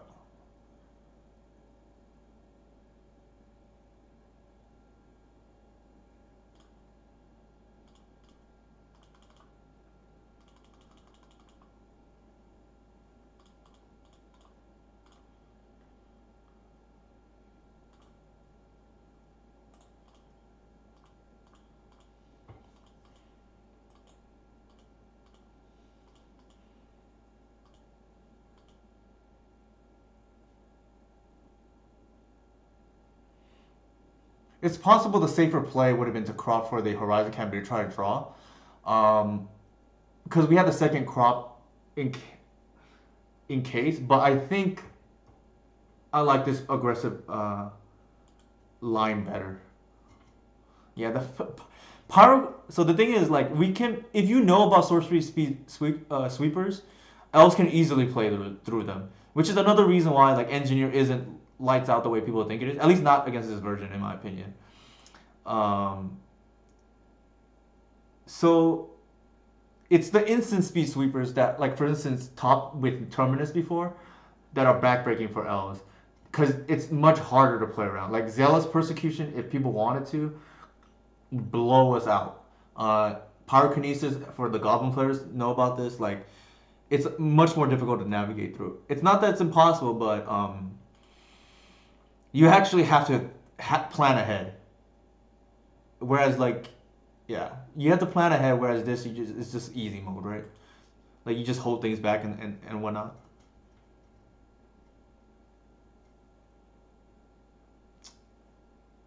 Yeah, we're keeping because of the duress, but I think that's straightforward enough. We have a reasonable clock too, like, assuming we can hit land drops.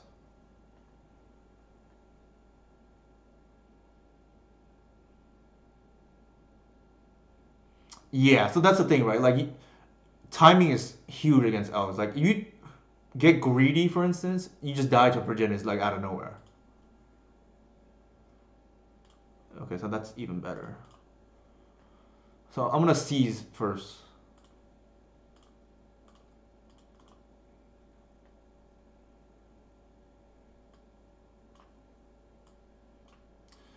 Okay. Let's see. They chose not to shuffle draw. So if we take the Emrakul here, it's kind of funny actually because they don't get what they kept on top. Oh, good night, man. Take care. Yeah, for sure, for sure. Oh man, this is I want to take the brainstorm, but we get super punished if they have show and tell. But I guess if they had show and tell, would they have forced?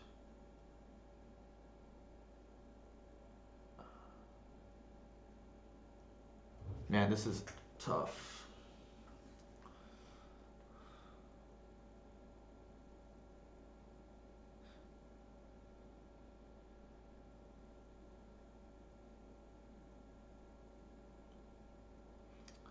Yeah, I think, man, I do want to take the brainstorm here, but we get punished if they have the show and tell next turn.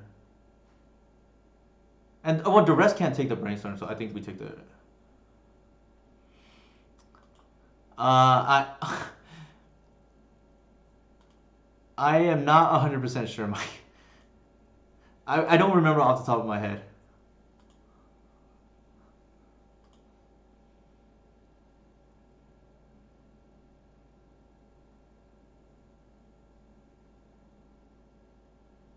You gotta be kidding me. They have the show and tell. But they can't because I discarded the Emrakul.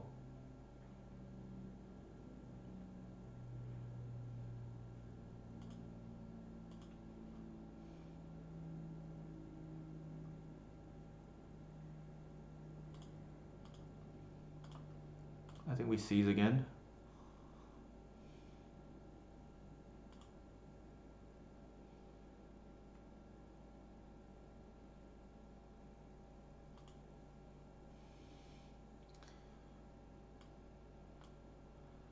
I don't believe we care about the Force of Will, to be honest. Take the preordain.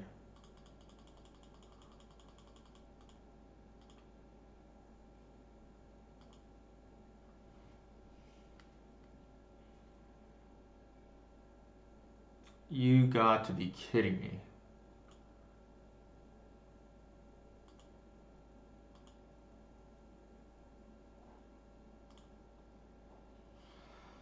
Oh, man. This is rough because I don't think Blood Moon is actually good against us. But people do it. Like, it just so happened we didn't have the second land, which I normally fetch basic, and we just got punished.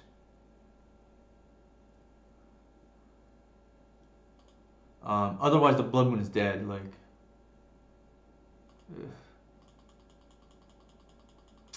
kind of brutal.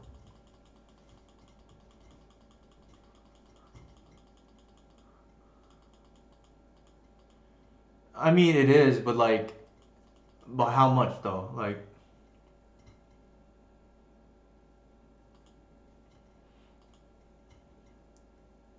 because the thing is, I usually fetch the second forest right away.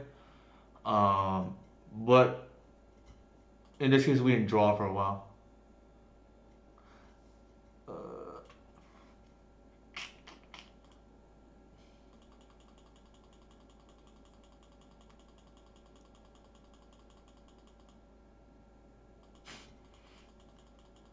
yeah, just I think it's a different story if we draw the. If we had drawn the fetch earlier, because then we can actually beat the Blood Moon. It's gonna be very difficult now. We have to naturally draw one of our two forests. The good thing is they don't have a clock at least. Ding ding ding ding. Yeah, this is kind of insane.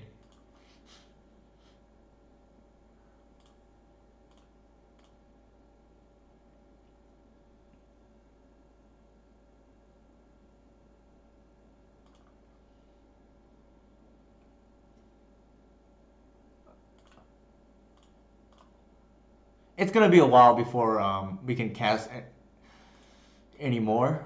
So and they might have pyroclasm. So let's see. The good thing is their fetches are off now. I thought about it, but like you get exactly punished if they have show and tell there. I, the other thing is I can't take Emrakul because there was only a duress left, Mike, in my hand. So we lose to a lot. But that's a good. That's I considered it. They played everything out, which is interesting.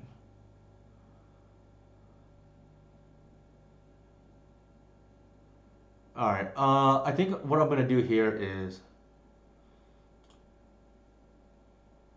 I'm gonna morph and then duress them because I'm a little bit scared what they have. It's been a few turns.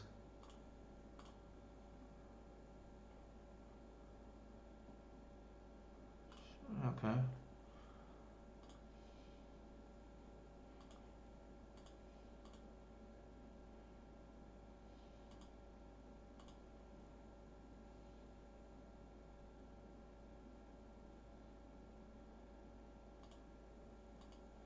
So they're brainstorm locked now, and we can natural order.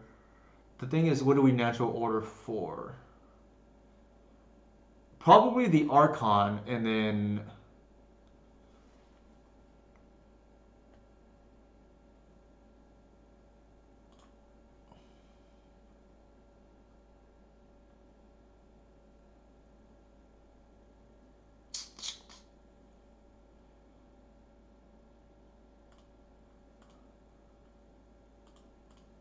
a name sneak attack.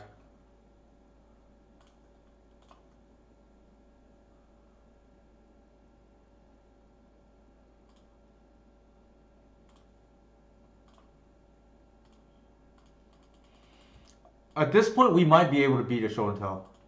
So that's why I named enchantment.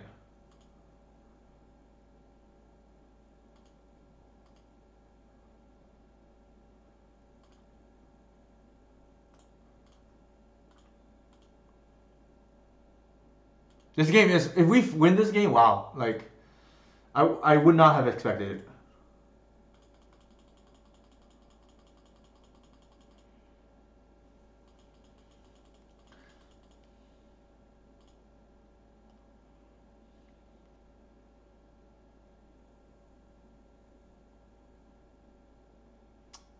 Hmm. Man, that's not good.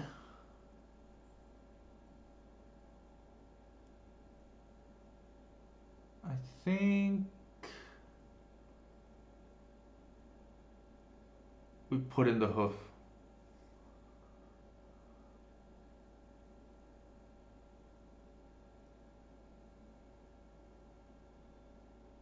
We can't cast it anytime soon, so this makes it so that they can't really draw and attack. What?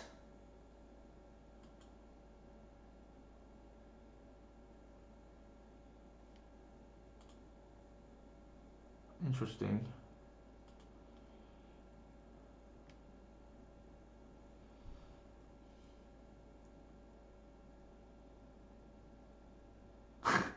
I don't know what is going on. Why would they do that?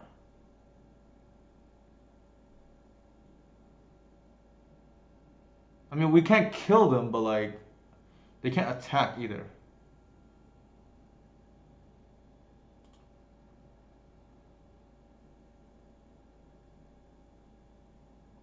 Well, let's see.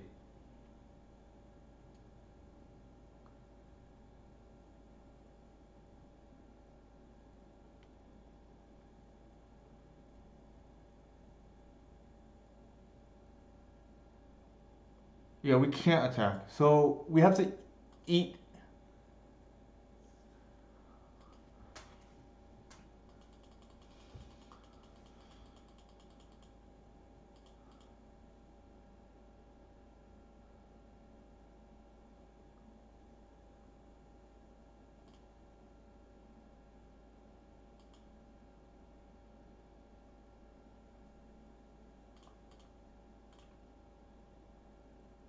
They must have missed it. That's the only logical explanation.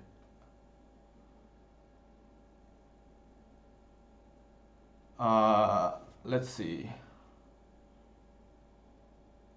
I think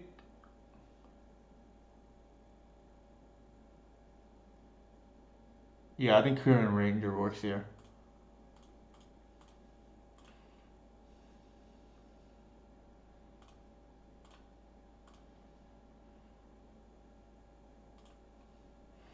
So we attack. They take go to 8. We block, and then they die.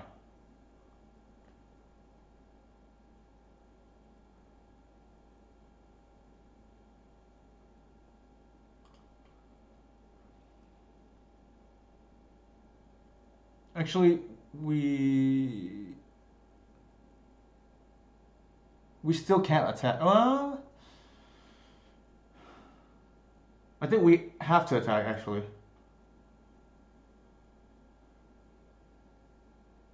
because if we attack, they block. If they attack us, they're at 8. Then they would die. Right.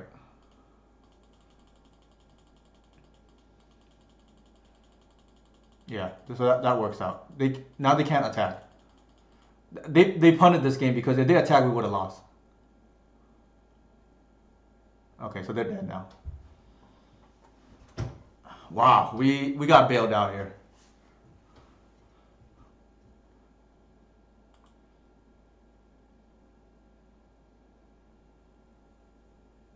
Like we're gonna pump with Allosaurus now.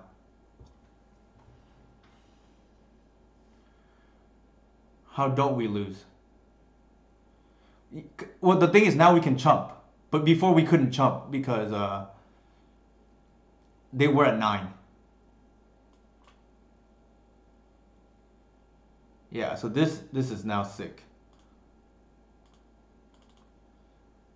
Wow, what a game.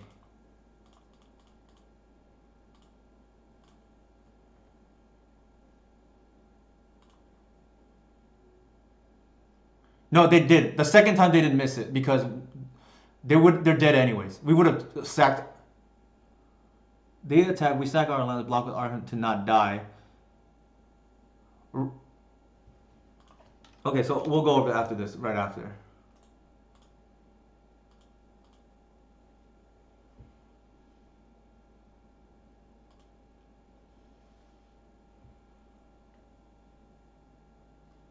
All right. So the first time they should have attacked. We sack all our lands or whatever. Block with the Archon. That's a must. But we only have 8 power left. They were at 9, so they would kill us on the crackback. Is what I'm saying. Unless I missed something, like we can go over it too, but that's as far as I understand. The second time around, now they're at 8, so they're dead regardless. Right, we should have not been dead. We should have been dead when they should have attacked the first time after the Emrakul, but they missed it because they didn't. They probably thought that they were dead on the crackback.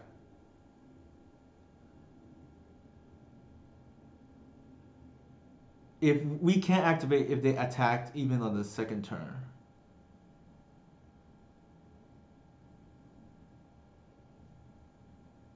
Okay, I think there's confusion about what happened on the second time around. If they attack, we sack all our lands, but then we have 8 creatures. So the Archon, well, actually, no, that's correct. You guys are correct. The Archon should have attacked as would have been chumped to the Emrakul as well. So yeah, we would have been only left with 3. Yeah, you guys are right. That's for sure. I missed that we had to chump the second time as well because we're exactly at 15 awkwardly. Yeah, they missed. It happens. Like I don't want to be too harsh on our opponent. Like I missed things like that before, but man, we should have lost twice. Really.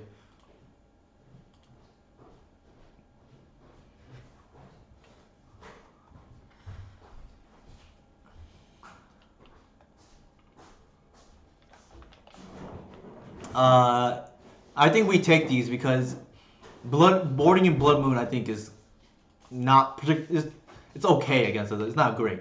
I think, but yeah. If we are at 16, we win easily. But just awkward being at 15 there.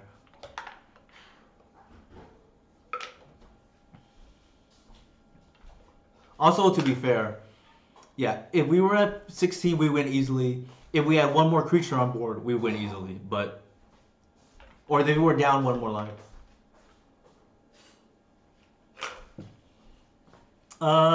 Yeah, I guess. I feel like I wouldn't even bother if I were the show and tell player, but I don't know their exact list. This should have been a loss, really.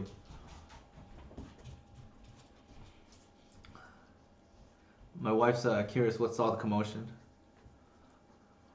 Just Magic players getting worked up about stealing games, essentially stealing matches.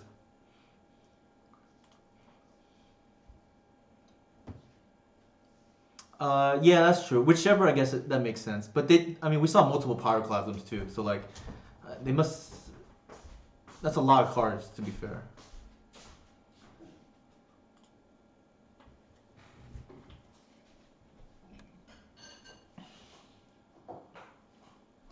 I think so far this league has been pretty enjoyable. Uh, maybe there's an argument out. I should be playing. Right now I'm on. What is it called? 70. Sorry, 50, essentially 58 of the 60 that George played to his top 8. The only difference is I have a Canopy, he has a Peatland, but he has 2 Birch Lords. I have 1. I'm playing the third crop over the second crop, but Blood Moon is the reason why I do have at least the first Birch Lord because um, you don't want to just give free wins to the Moon players. In this case, they gave us a free win, which is funny. I have a running joke, and Eli knows about this, and has also joked with me that where's the lie? There's no lie detected. I win much more games against these show and tell or Griselbrand / Emrakul players than I should be winning. If there is a losing line, they will find it. Is the joke? Okay, looks like it's Cloud Post.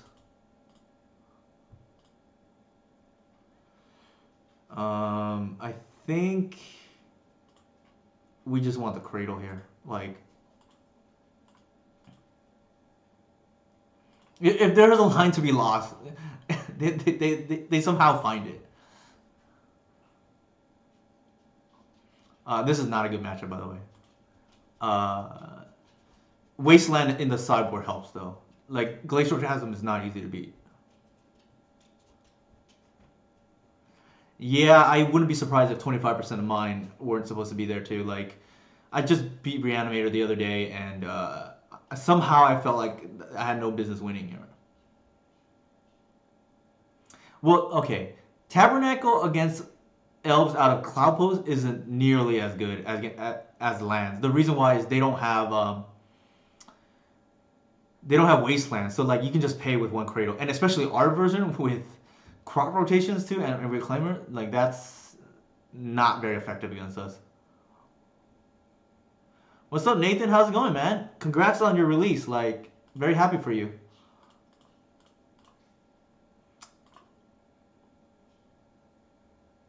I mean, we do Wirewood stuff, so and all right, so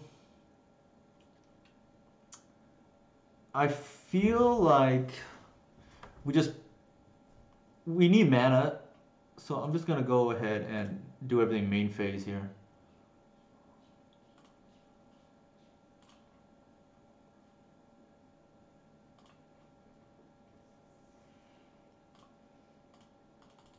Like the glimpse doesn't really matter too much. Like if we have the mana, we can potentially hard cast the.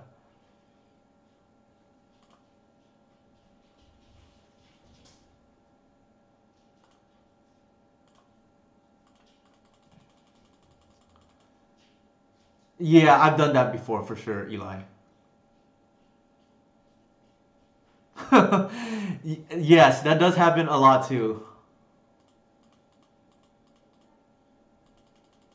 All right, so we have, let's see, 5, 6, 7, 8, 9 mana. We can kill them next turn if they tap out.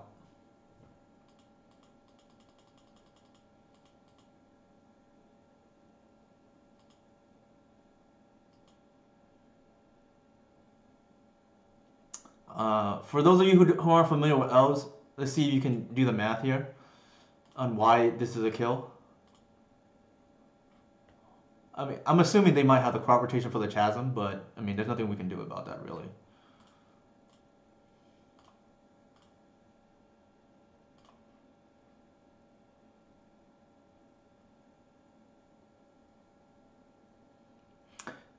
Pro tip: tap the cradle before bouncing. I see a lot of people mess up on that.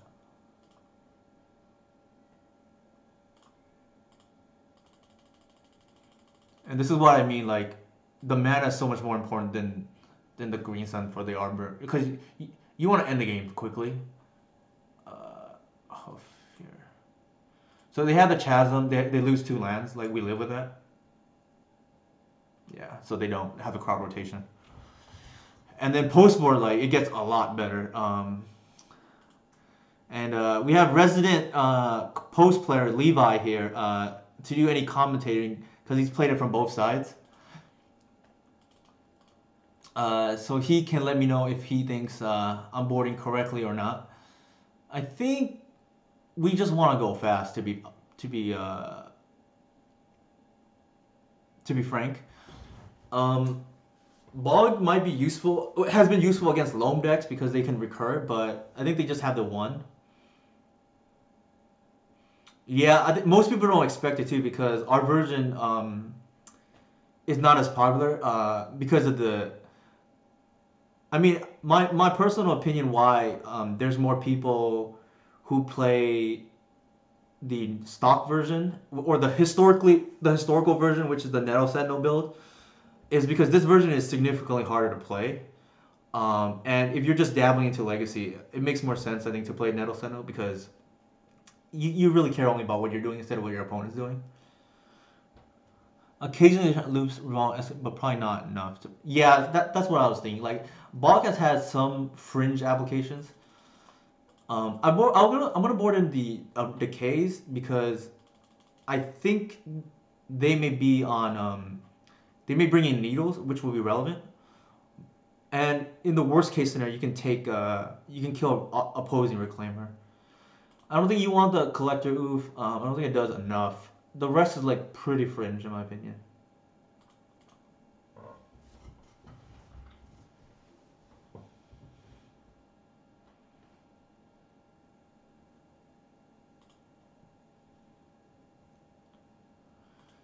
Aha! Another smart man playing Once Upon a Time, or woman. Shepherd I've actually liked only because it's another way to kill quickly. Like this matchup is very much about speed in my opinion. Yeah, it's a, okay. So I was gonna post this on Twitter, and then I decided not to. But in my opinion, the legacy tiers. Oh, how's it going? Will's in the house. The legacy tiers for actually I want to do this first to thin out the deck. The legacy tiers for cantrips. Thanks, Will. Yeah, we are 3-1, and hopefully we can clean out this. Make it a 4-1 here. Our loss was to Miracles earlier. We beat 2 Delver players. But my legacy tier for rankings for cantrips, obviously Brainstorm's got to be number 1. I have Once Upon a Time as number 2. And 3 and 4 is real close in my opinion. And if you, I have it as Ancient Stirrings, even though it's not in a deck at the moment. But I wouldn't fault anybody for having Ponder, and I think Ponder being flexible. No, it's not. Once upon a time is pretty cracked, as was Will would say. Once upon a time is insane in my opinion. And then five would be preordained. But if you have Ponder three, I wouldn't fault you. But I think it's a big gap. I think it's a big gap between one and two, and then a somewhat big gap between two and three. Three and four to me is close between Ponder and Ancient Stirrings, even though Stirrings doesn't really have a deck at the moment. And then preordained, and then honorable mention to Street Wreath.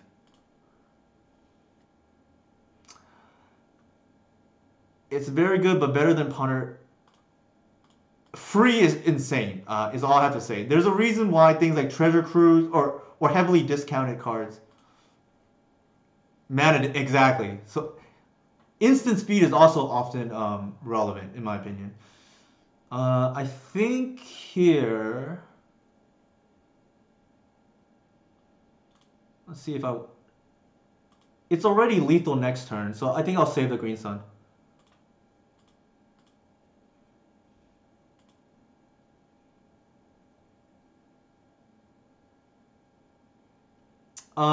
So the thing about Eldrazi is, I haven't played the deck personally, but I suspect it's a little more awkward because you can't actually cast it, right? Like, yeah, I wouldn't be surprised. I like having played Once Upon a Time a lot in Elves. I think the card is just straight up broken, and if legal, I would place Gataxian Pro in between Brainstorm and Once Upon a Time. Yeah, I can believe it was very broken in Etron. Like the card is just ridiculous in my opinion, and I'm almost tempted. What do you think, chat? Should I be playing for Once Upon a Time in Elves? Like I struggle with this decision all the time. I played three because it's awkward to draw two, but maybe it's just so good we need to play four. I think Will may offer some insight on that since he played it in Etron and whoever else has played Once Upon. I think the card is just straight broken though. Oops, no balancing.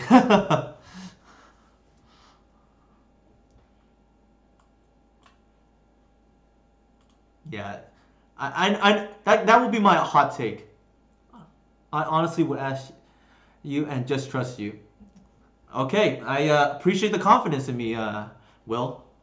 Yeah, I played three only because you want to have an opening hand, but but then I played four and it was pretty good there too. Like you just see it all the time. Just the thing is, it smooths out opening hands, which Ponder and Brainstorm do. The thing is, it does it for free, which is just the broken part.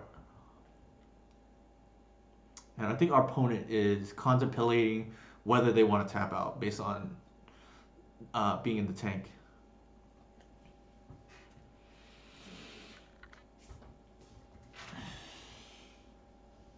Turn 5 Ponder is a lot better than turn 5 Once Upon a Time. That's true, but turn 8 Once Upon a Time is probably better than turn 8 Ponder. Also, Ponder needs fetches, so that's the other thing, right? Like, Once Upon a Time is the weakest oh my goodness, that's not what I wanted to see.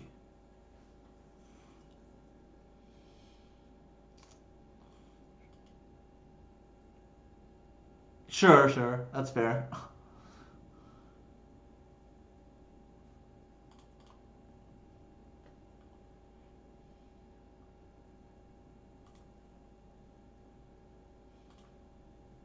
Alright, so our opponent ruined our plans with that ballista, but I think we just set up for the next turn kill now. So we're gonna tap out for a visionary. Okay, that's even better.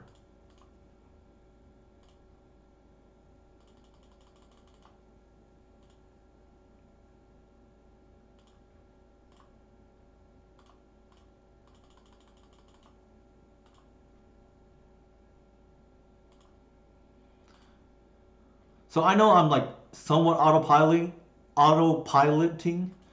But I think to be proficient at this deck, you kind of already have to know ahead of time what where your lines are because the deck is not easy to play.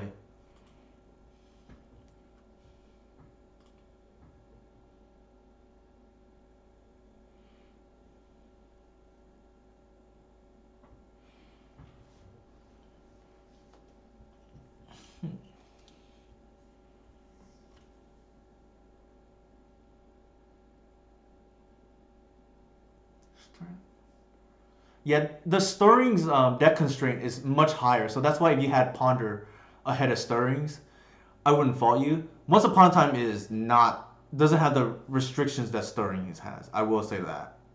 Like to me, the crux of Legacy at the moment is in the green decks is you have the Reclaimer Crop mini package, you have the Once Upon a Time Green Sun package, and then you can even throw those two packages together like Elves or Cloud Post where you have all four, and then typically the shell seems to be those four combined with a top end like Natural Order or in the Cloud Post decks Primeval Titan.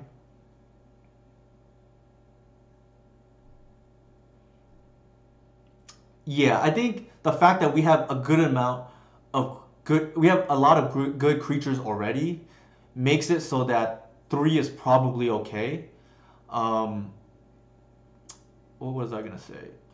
Like if there wasn't a critical mass of good creatures, I'd probably just max out. Like same thing with natural order, same thing with like crop rotation. You just play all the best cards if you don't have enough good cards. But I think the fact that we have enough good cards, we three is probably okay. Okay, so here they could have the warping whale. Um, it's still lethal, so I'm gonna go ahead and bounce with three creatures. Uh, Actually, let's do this.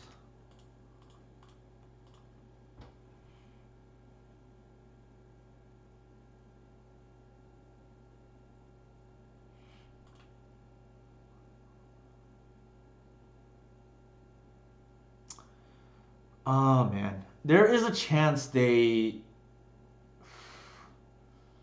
mind break trap us here. Yeah, Eli hit it on the nail. Let's do that. And I play around mind break trap when I can. If I can't, then I can't. Like, and I think that's what they had. So fellow tribal player helping us out here with the commentary, Eli. Yeah, the mind break trap is it's funny. It's Xaxes there. So I mean, this league was pretty good. Like we went 4-1, but our games were pretty dominant. I would say. Let's go back to the thing.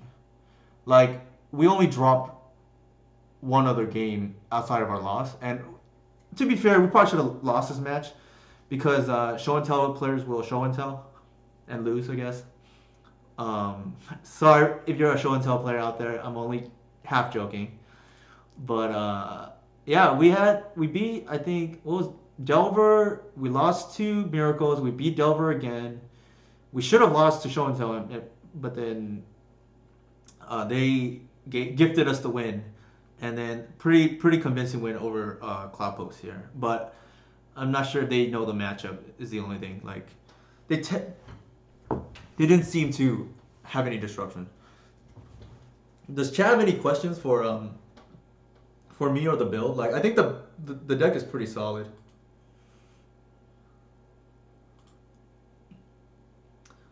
I think in an ideal world I don't have to play this card, but unfortunately, if he's out there, Jax and his followers are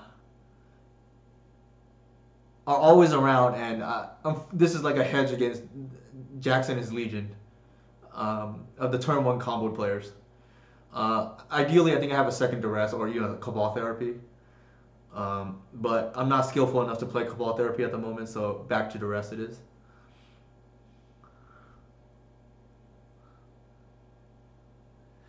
Yeah, so that's the thing, right? Like, especially if they know about it, they can play around it a little bit. And you don't have removal, so like they can just cast an Informer and then not have to go off that turn and just wait a turn. The other stuff is like pretty straightforward. Like the Wasteland would have been relevant if they had Chasm there. Um, there's an argument to be made. I really only want Karakas or Wasteland, not both. But it's nice because sometimes they deal with the first copy, and then like against Depths they have Pithing Needle or sometimes Not of This World. Same against lands they have Wasteland to deal with the Karakas. Yeah, that sounds about right, Eli. I feel so robbed when I have opponents who put out a Naked Informer and I just can't do anything about it. Like that dies to any removal spell. Yeah, but I think boarding Pyrokinesis against Oops is not where we want to be. Any questions? Shout out to everybody who came out though. Like, really appreciate the support. I know I haven't streamed in like a few weeks, but it was nice to be back today. Yeah, I think the I'll post it on Twitter at some point. The my hot take that Once Upon a Time is the second best cantrip in Legacy, and then we'll see how the debate goes from there. But that is my hot take, at least personally. Yeah, I'm actually testing 3-star with my blue side because of Oops and Euro. Yeah, I think if you want a thing against Euro Lynch House, Surgical is nice, only because you want turn 0 hate and Nihil Spellbomb or yeah, Nihil Spellbomb I guess is too slow. Depends on the deck you're playing though. Bridge Pop is a W. That's pretty funny actually. Yeah, I didn't even think about but that makes sense. Like I have certain lines where I'll pop bridge as well with Reclaimer or crop rotation on Arbor, but it typically only comes up. It won't really come up against Oops because that means a Bog is already online. But it comes up a lot against Dredge and Hogak. Just Kinesis in response to the last Narc match. Yeah, that's pretty good too. Yeah, self Kinesis is pretty funny. Now that I think about it.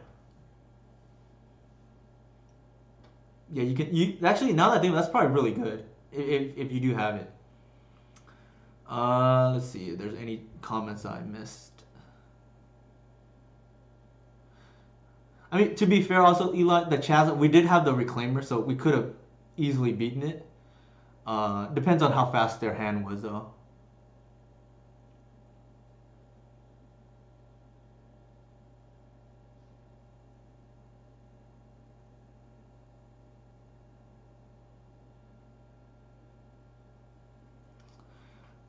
Is Reanimator still popular? It's not, Mike. The reason being is because essentially Oops has the same vulnerabilities as Reanimator, but it's a 1-card combo instead of 2. You play some dead cards, but in theory, against Reanimator, they're playing some dead cards too. So I think Oops is probably just a better deck. Do you think that this slower list will eventually become mainstream? I feel like the only people I play against with this list is DCIT and you. So I know 3 people who are consistently on this list, and I think it's myself, DCIT, and George. And George has been. I don't really play the challenges, but George does typically, and he does a lot really well. I don't know if it'll ever become mainstream, only because I think 2 reasons. Number one, it's much more difficult to play, so newer players can't really jump on the deck and then do well immediately. I mean, there are exceptions, obviously, namely. Oh, it might be George. I don't know. Like, it's possible. And my apologies to Jorg if that's how it's pronounced. Eric Landon hasn't been playing as far as I know, Mike.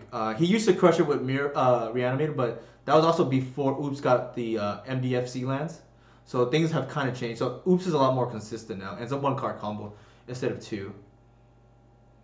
Yeah, see, the thing is, like, the other thing I've noticed is when somebody as good as Eric doesn't play the deck, the innovation kind of stops. And I don't want to toot my own horn or anything, but I do feel like Elves was kind of in a rut for a while when Modern Horizons first came out, and nobody like played the deck or tried to experiment because they couldn't beat Plague Engineer and they couldn't beat Ren and Six. Also, yeah, they haven't got any upgrades in a long time, other than like maybe anti-cyborg cards. Well, it's more like 2014, right? Because those cards were 2014. They just the deck got put together in 2018. But I think one of the issues is you need somebody or a group of people to be innovating, and then otherwise the deck is just outdated really quickly, especially with the power creep that's going on. Uh, I think the other reason besides it being much more difficult to play is I know Julian streams a lot and is really popular, and he's a big fan of the Neto version build. And as long as Julian and more popular figures than me, like Reed as well, are still on the Neto build, I think that's gonna definitely appeal to people who don't follow Legacy as closely and just want something they can net deck.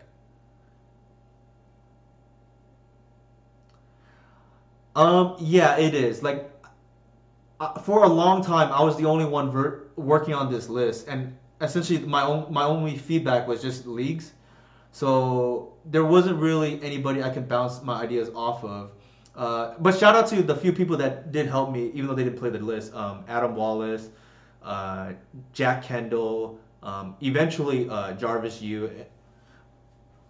But it for a while it's just me, and I got a lot of blowback actually because I suggested cutting Reclaimer, sorry, cutting Nettle Sentinel in favor of Reclaimer, and anybody who knows the history of this deck knows that Nettle Sentinel has won a PT before in extended. So there's a lot of nostalgia with Nettle Sentinel, and it's not easy to continue in a direction where you get a lot of blowback too. So that's the other thing. And um, when I did have success, so that's the good thing. If you do have success, people will notice, and eventually some will turn around. Um, but if you don't have success, obviously, a lot of it is time based, right? Like people don't want to waste their time on something that's unproven. And I don't blame them. I wouldn't either. So if you do brew, like the end result kind of matters for people to help you out.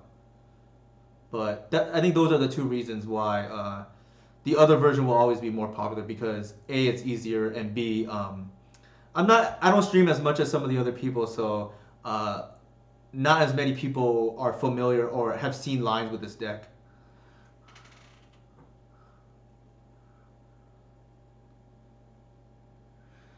Yeah, so like, especially if you're used to the Neto version build, like it's more goldfishy.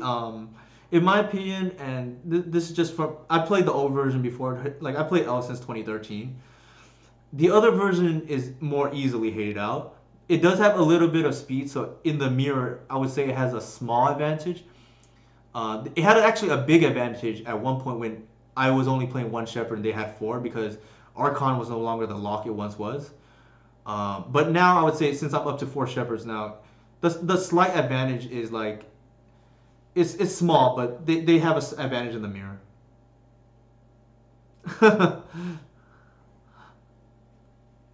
Yeah, I appreciate it, Kitsune, that for acknowledging sticking it through. I think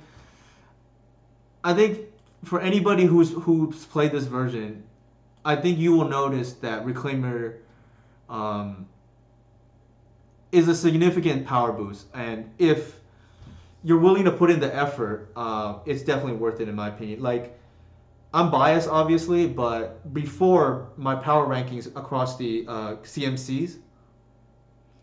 Okay, so I'll get into that one second, Eli. So that actually leads into my other point why I don't play the Sentinel version anymore. Uh, I had Reclaimer as the best one drop in the game. I had Arcanus as the best two drop and Euro as the best three drop. And I think if you have the best one drop in the game, in my opinion, you find a way to make it work. Like that's the easy short answer. To develop from here, okay, so that's the reason. Part of the reason why I don't um, invest my time in the Nettle build anymore. It's because with 4 Nettle Sentinels and 4 Heritage Druids, that's 8 slots, and I just think that hurts your ability to innovate down the road. And at some point, there's going to be better elf cards, and you're not going to have enough space anymore. The one of the luxuries of me foregoing the Heritage Druid slash Nettle Sentinel, I guess duel, is you get to play more individually strong cards like crop rotation without having to eat up 8 slots. And I know while goblins and elves players have done it before, I'm not really a fan of playing 61 cards or 65 cards or whatnot. Sorry, Eli. Um, but so that's the short answer. Like you get to play individually strong cards now.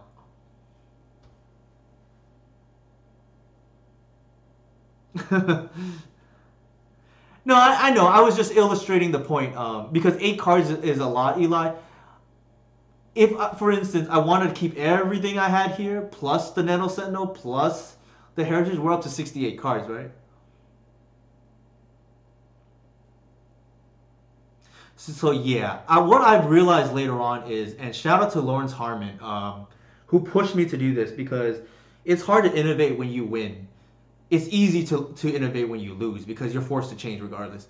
And um, I ran hot like with essentially this list plus 3 Heritage Druids over crop rotation in December. I went 42-8 at one point. Um, and I easily could have just sat on my butt. Less sense in else. Yeah. So are you running into no Heritage Druids? Yeah, I'm not running any Heritage Druid. I just don't think you need it anymore. Like because Lawrence pushed me. He said, "Yeah, now that you have a list that you like, it's time to experiment." And something that I always put off because I've always done well, and you don't want to get complacent, is I've always wanted to test crop rotation over Heritage, especially after Shepherd got printed, because that means your crop rotations are protected now, like from a counterspell. And the reason why I didn't before was because it's dangerous to crop rotation your only land away. But with Shepherd, that's not as dangerous now. And anybody who's been on the other side of a Shepherd or played it itself knows that Cradle plus Shepherd is just straight up broken. And you essentially now have 7 virtual Cradles that you can just kill people out of nowhere or instant speed, like devastate them on blocks. And Heritage Druid doesn't have that ability. Like Heritage Druid is nice with a glimpse, but in terms of just combining with Shepherd, crop rotation is essentially +6, and you just swing for lethal out of nowhere, and that comes up a lot game one, and sideboard to be honest.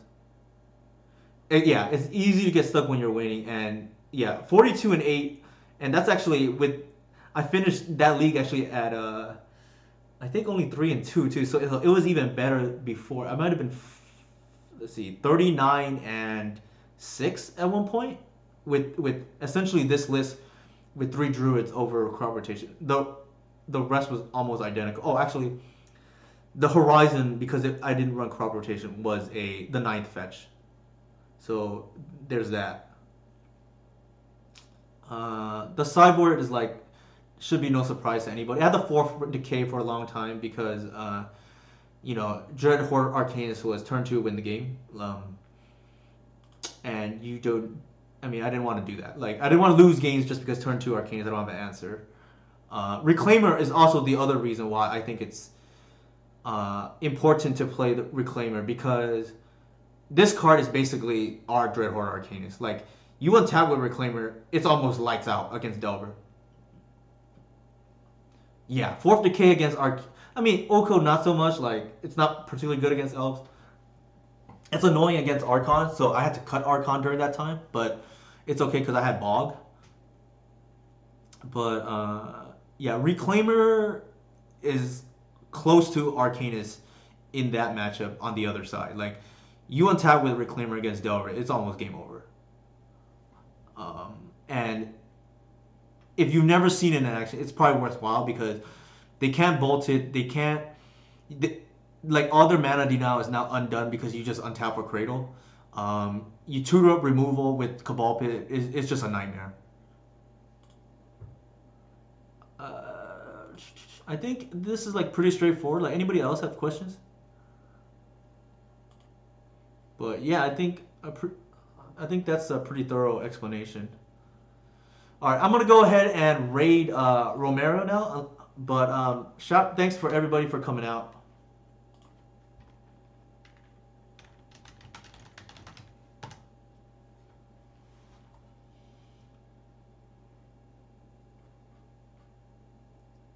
Thanks, Eli. You too. Have a good night.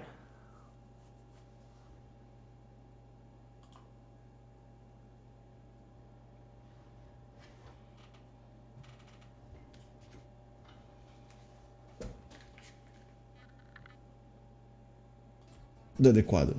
Newton, thanks for the raid, man. So I'm kind of playing elves, right? Sort of like elves. I don't like Thali that much. No, Thali's kind of garbage.